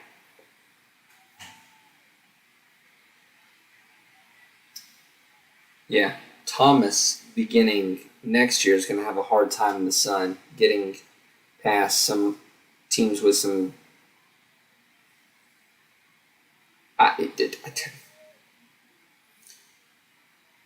And you wonder why I kept saying that St. Thomas would impress people. It's because the conference is good, and when Thomas gets in there next year, they're going to have a hard time. Here's Casey Hill getting his I might be doing left side. color commentary for an 0-10 team. Casey gets 5 to the 45. Second down and 5. So I'm guessing that Ollie Scott. Right now, with the field goals they've missed, they probably need more like 40 yards in the field goal. But honestly, either way, the sentiment is correct. The fact that Casey Hill is in the game tells me that Ollie Scott's injury must be bad enough to hold him out. Why did you change quarterbacks? Second down and 5. It must have come back to him. Casey again. Little stop and go move for Casey. And a first down to the 42. A pickup That's 5. of 13. The Oskaloosa native with the first down carry.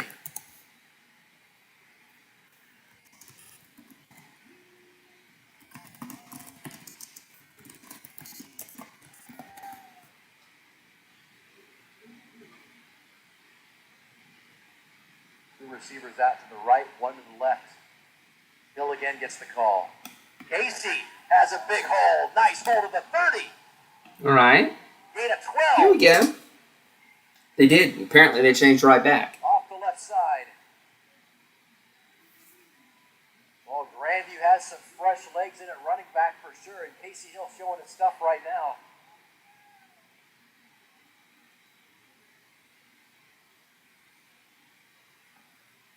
I mean, if you were a skill player out of Oskaloosa, wouldn't you want to go to a team that scores points and has a 5 to play. Hill again. more fun offense? Oh, that's problematic, though. Knocked to the turf by Darius Heilich. A loss of 4, second down and 14.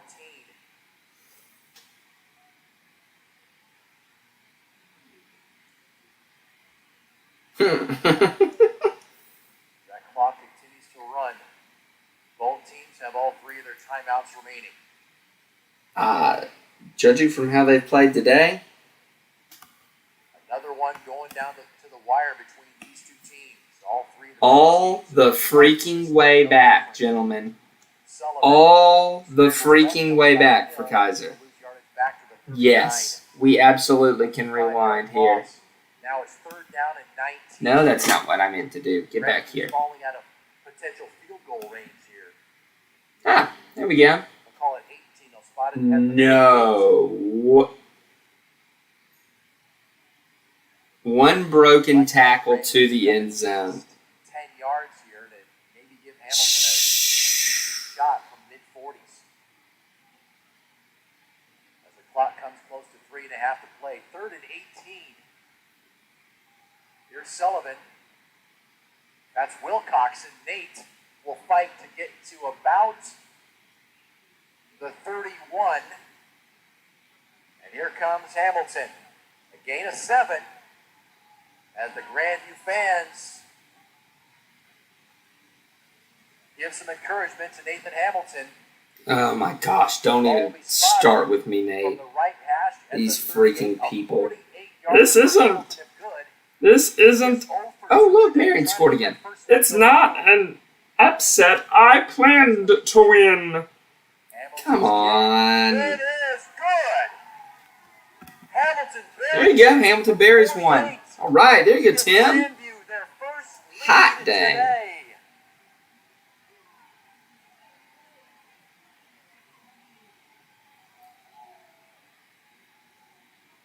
Oh, he does, Nate.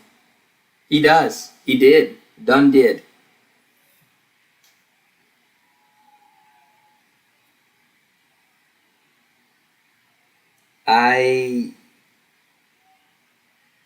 Whoo!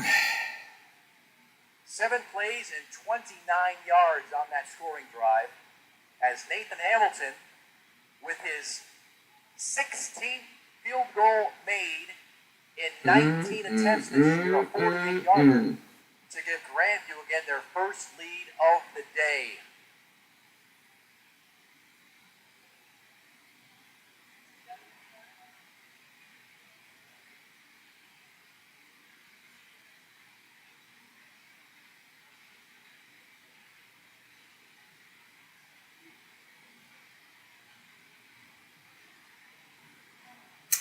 Well. 2:54 to play. Grandview with the lead. Yes. One more defensive stop, and, well, they now lead Morningside 29-28, halfway in that fourth quarter. well, yeah, and Grandview will host. It'll go to the end zone for a touchback. If Kaiser wins, then yeah, you would have Northwestern and Grandview. Or Northwestern and Indiana Wesleyan hosting. Kaiser leads number 1 seed Morningside 29-28. 8:21 to play. Kaiser Grandview, yeah, and IWU Northwestern. Yeah, that would be it. Those would be some great games too. Crap. 254. On Marion. But Grandview has business to finish right here from the 25-yard line for Lindsay. That's probably exactly what I'd call. They'll run the reverse. Oh. To Scott off the left side. Scott's got some running room and spun down, but not until he picks up a first down at the 36-yard line, a gain of 11.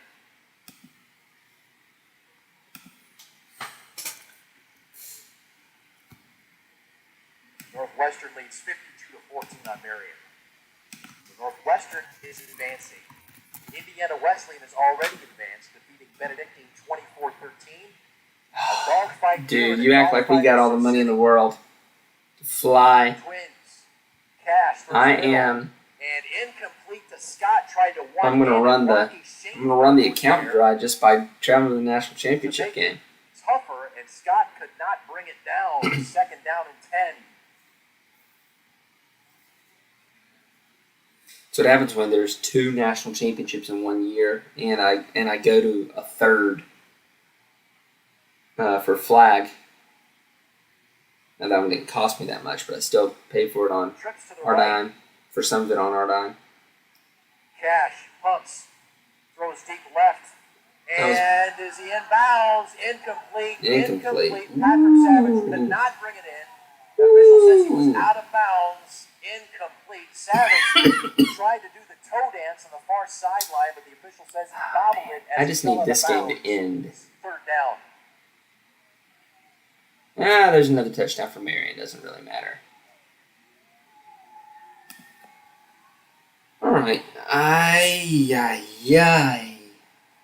might, however, if the intern is willing and able.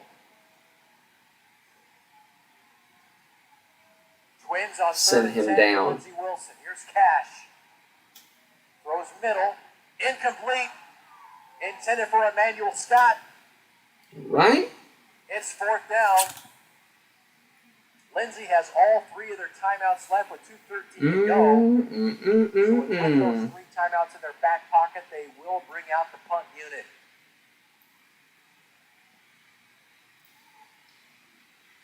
Vikings can pick up a couple of first downs here and really make it difficult as the return team hustles on the field and the defense hustles off the field for Grandview. Sauter's kick Jewel will let it bounce. And it'll bounce. Yeah, Northwestern's got this one sewn up so hard, it's not even funny. I'm 100% certain. Well, this series has been close. Grandview won the first game of the series back in 2015, 16-13 here in Des Moines, the first round. Lindsey Wilson won in 16 first round play down in Kentucky, 34-27 I'll let him know. that went to overtime. I mean, he's just in wherever the crap Dakota Wesleyan is. 28 win in the national semifinal, and we stand here a 3-point game in this contest late.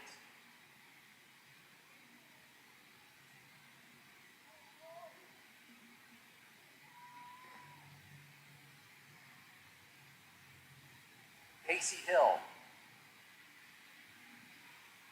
will get no gain, and Lindsay will burn their first timeout. Right.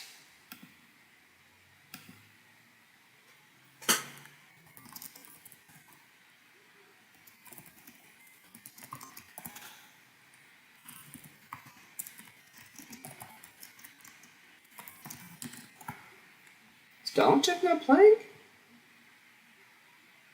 BSN Sports. No, he's in there. We are proud to be the official apparel and footwear provider of NAIA headquarters. Use promo code NAIAFL 2019.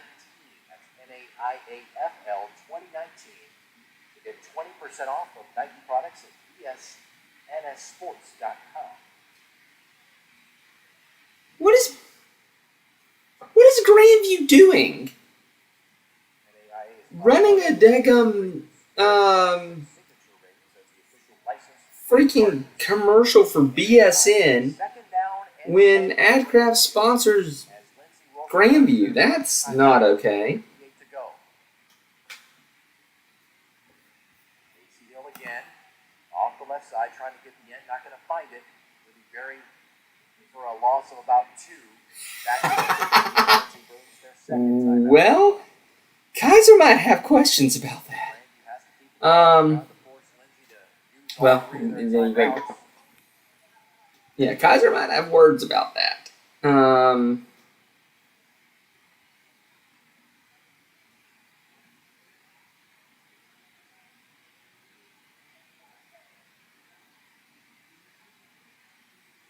Again, the only scores of the game coming in the first quarter, following a Johnny Sullivan interception return by Luke Bowman to the Viking 4-yard line. One play later, Kobe Belcher ran it in for the only score of the game. Holy Christmas, this is nuts. Grandview tied the game in the second quarter early when Johnny Sullivan found Demond Street from 5 yards out. We were tied at 7 into the locker room. No scoring in the third, and now Nathan Hamilton. Ooh, Kaiser interception at the 5-yard line? Oh, gee. Gentlemen, this could happen. Kaiser wins. Yeah, then it'd be at Northwestern and at Grandview. Oh my gosh. What is happening? What is happening right now? This is like from Fantasy World. FCS playoffs in the NAIA quarterfinals. Indiana Wesleyan defeats Benedictine 24-13.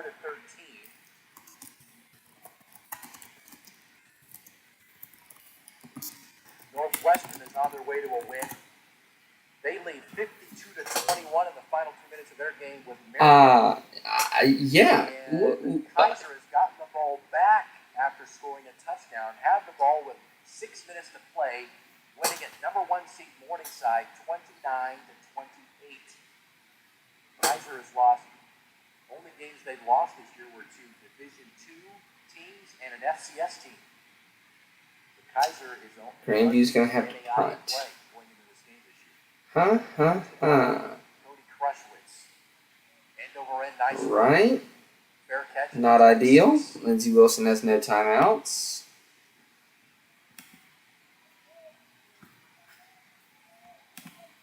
Flip over to the good game here. Kaiser really does kind of need to score here. not here, but needs to score Try to get to the semifinal here next Saturday. at some juncture, because Morningside is liable to score at any point.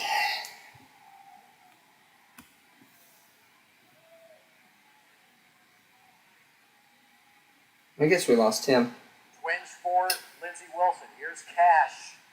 Steps up, throws it underneath, incomplete. Looking for Emmanuel Buck Scott. 34 there. That's Seth Adrian was there. Second down and 10.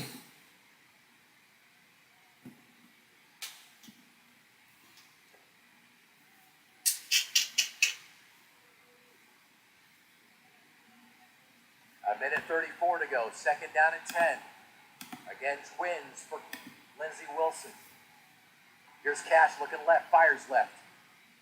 He's got a receiver complete for a gain to the not necessarily. That's Logan Newfound. Oh boy. And Morningside will set up shop. Gain of 5. Third down now and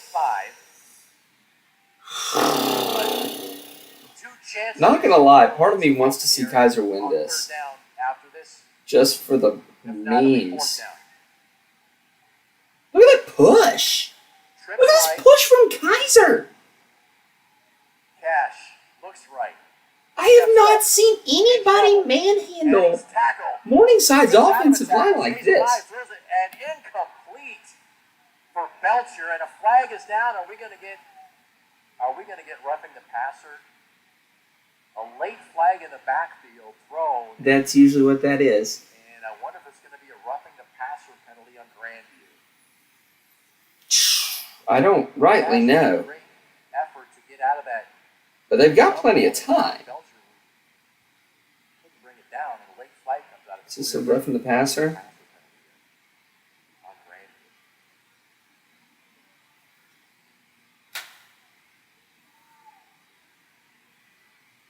Wait with bated breath with the referee's own.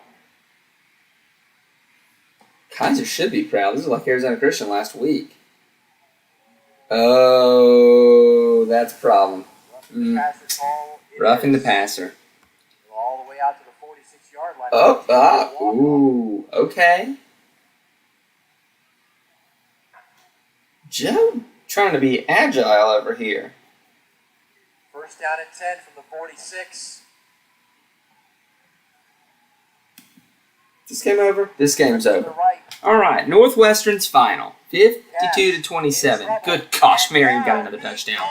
Still didn't matter. 39 and the 40. All right. So Marion is gone. Bye, Marion.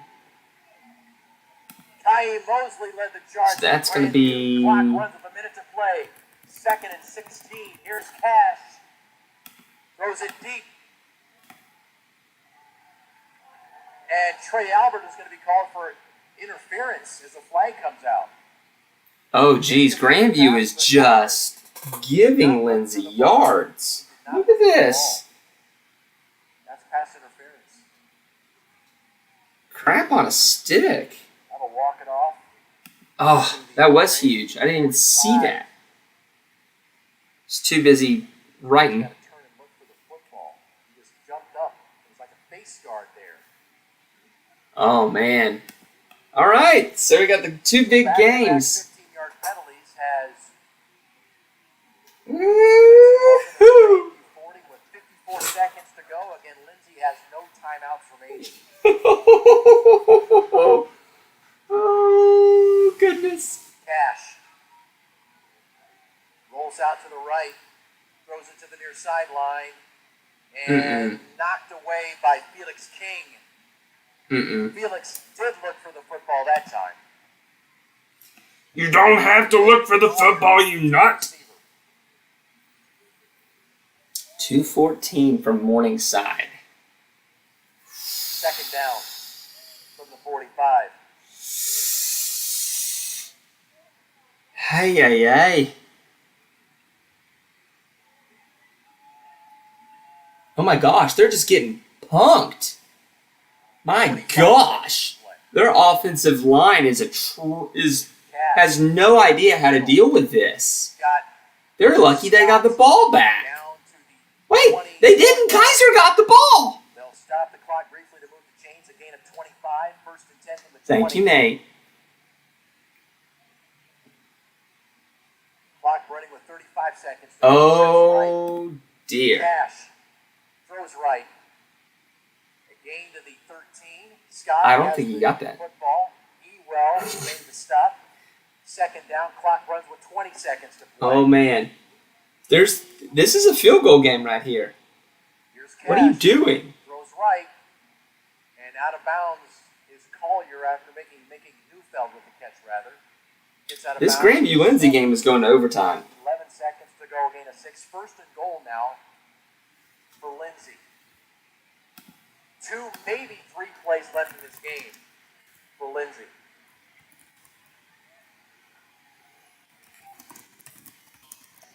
Going down the wire just like last year, except the roles are reversed. Grandview had the football. I don't know about end. Or made the defensive play last year. I don't know about end. This year. But they sure are going to put a dent in it this year. Here's Cash to the end zone. The ball is he's short. The clock's running. The clock is running. Oh my gosh! 2, 1. Game is over.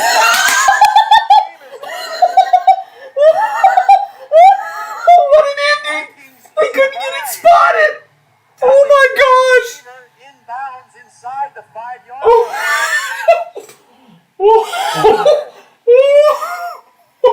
Oh my gosh! And Grandview is on to the semifinals. Wow, what an ending! Oh my gosh! Not to go to the end zone there. Wow! As Grandview made the tackle inbounds and holy smokes! And for the second time in as many seasons, Grandview stops Lindsey Wilson in the final seconds to win. 10-7. Okay, so what happened was Lindsay threw a ball inbounds. And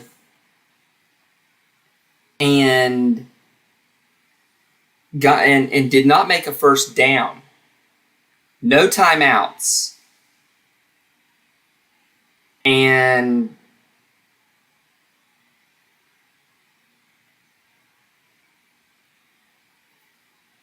yeah, oh my gosh. And couldn't get the snap off on the next play in time. And I don't want to say they got lucky, but that's lucky as all get out. Wowzers. All right. Mike Kaiser. That's a really good timeout. I mean, let's be sure what we're doing here. We got an idea now what Morningside's going to do to us in that formation. So maybe you come out in 10 personnel and spread them out, right? So there is only one timeout remaining on either side of the field. Coach Ryan is going to use it, assuming they get a stop here on third down. You got me on that one. That is... Put together a miracle drive with a little over a minute to go. 29-28, Kaiser on top of Morningside on the People's Bank scoreboard. And you have your Kaiser using the timeout here. No. Doesn't stop the clock. It's actually probably a good thing. It's a good thing. Very good thing. Because you get organized. And you make sure you're all on the same page with the play. And the timeout does literally nothing. And think about it, Nate. That's what happened to them last week, the other direction. Where Lindsay got lucky with Reinhardt not making that 2-point conversion. Oh my stars. They're going to make that stick. They're going to make that stick. I can't believe this. This is...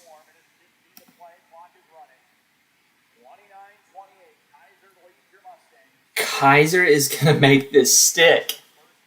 There is no... I am shocked.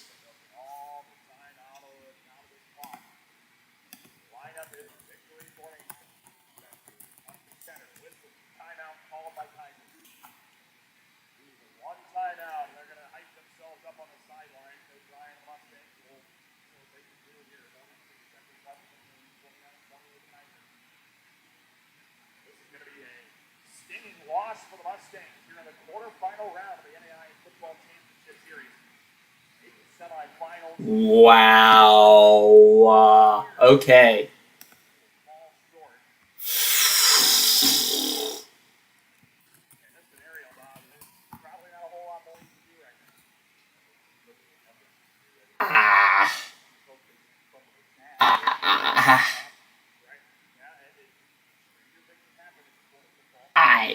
I'm my brain is broken seeing Morningside losing in the quarters. Yeah, victory formation twice does it for Kaiser. Even with maybe 3 times. Because Morningside does have the timeout. If they can Here we go. It is first down and 10. The victory formation has lined up here for Kaiser. They get it out. Morningside will not use the timeout. they're not going to use it. Wow. Wow. Wow. Wow. That is an absolute shocker.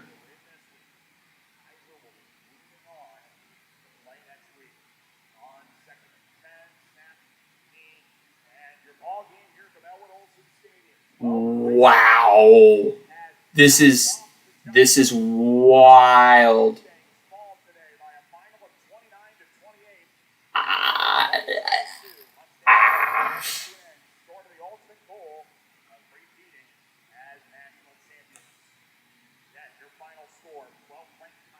My brain is...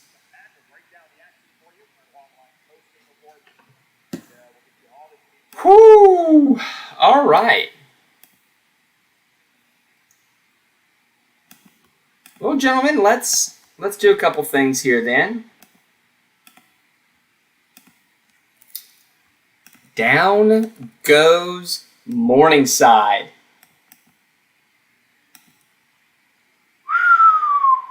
And then there were 4. Wow, I'm shocked. All right, there's your flight.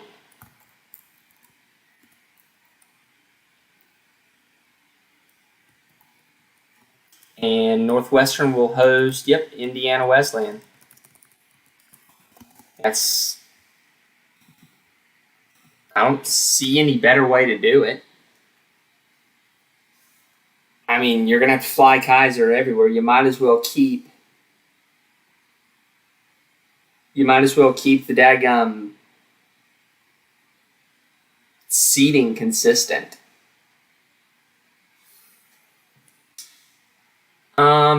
Let me talk to Schwaz, Nate. Let's see what we've got here. Y'all stay on. Let's figure out who's going to be our picks. Any given Saturday is daggum well right.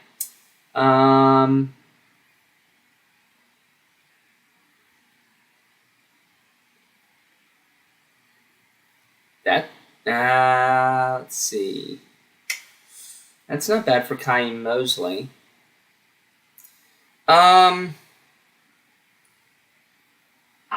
I don't think so. I think they would stick with their original deal.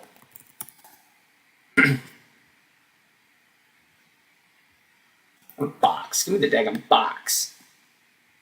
Only 2 Iowa teams. Very disappointing. All right, let's see.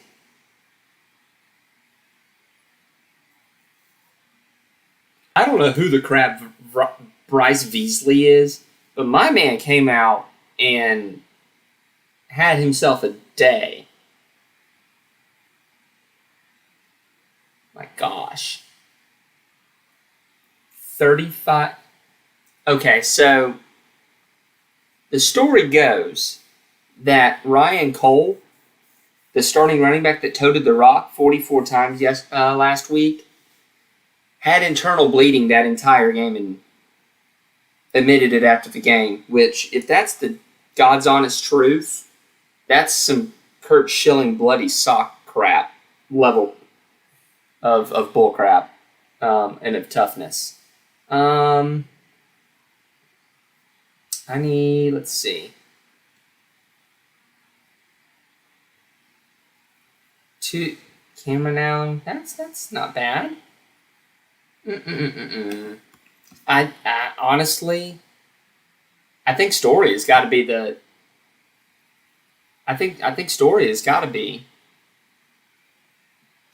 the player, the offensive player of the game, right?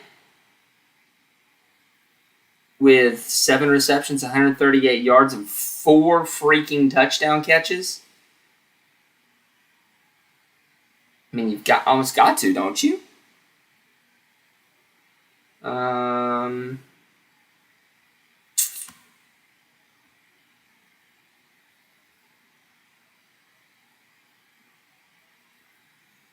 All right, gentlemen, help me out here.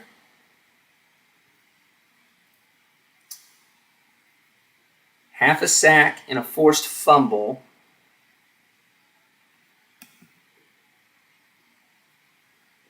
And 7 tackles. 9 tackles, half a sack, and a tackle for loss. 5 tackles, 2 sacks, and a forced fumble. I'm leaning towards that one, honestly. Or 6 tackles, half a tackle for loss, and a interception. What do y'all think? Pull up and ask John, too.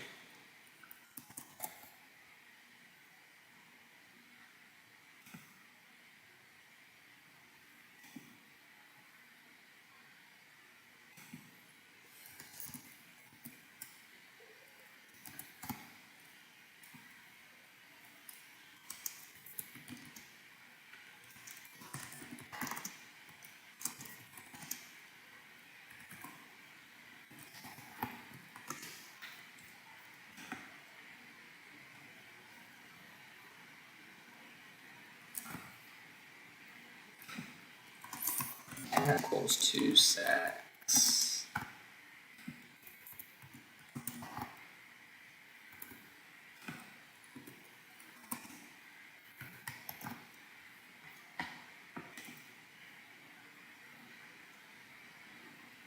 Yeah, 3 from that. And you're gone. So that's just going to be for Story.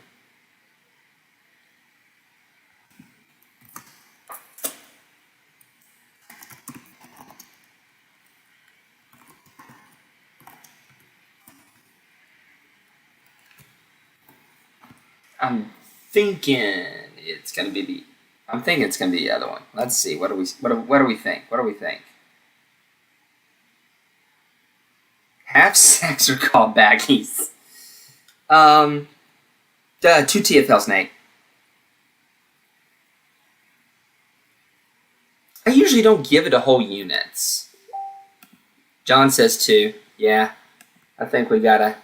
I think that's the one right there, because that's the that would be Cameron Allen, which is Kaiser defensive line.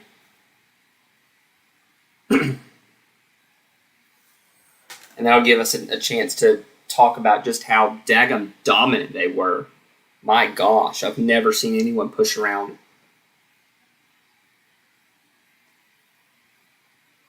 Morningside's offensive line like that. They must have had some injuries. We think Cameron Allen and Story. I'd be happy with that. All right. And then yeah. Yeah. That has to take it. Yeah, we'll go individual. We'll talk about that. Well, gentlemen, thank you for hanging out with me. We'll do this again next week, but, probably neither of y'all will be here, so it might just be myself, so we'll see. No one had multiple picks on. Neil Campbell had 2 picks, but only 4 tackles and literally nothing else, and none of those went for touchdowns. So there's definitely a difference maker, but I just.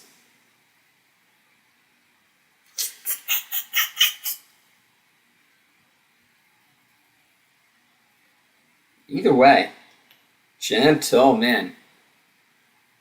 We'll see y'all back next week. Thanks for hanging out with me again. Y'all make this fun. So we will then see y'all at some point. Bye.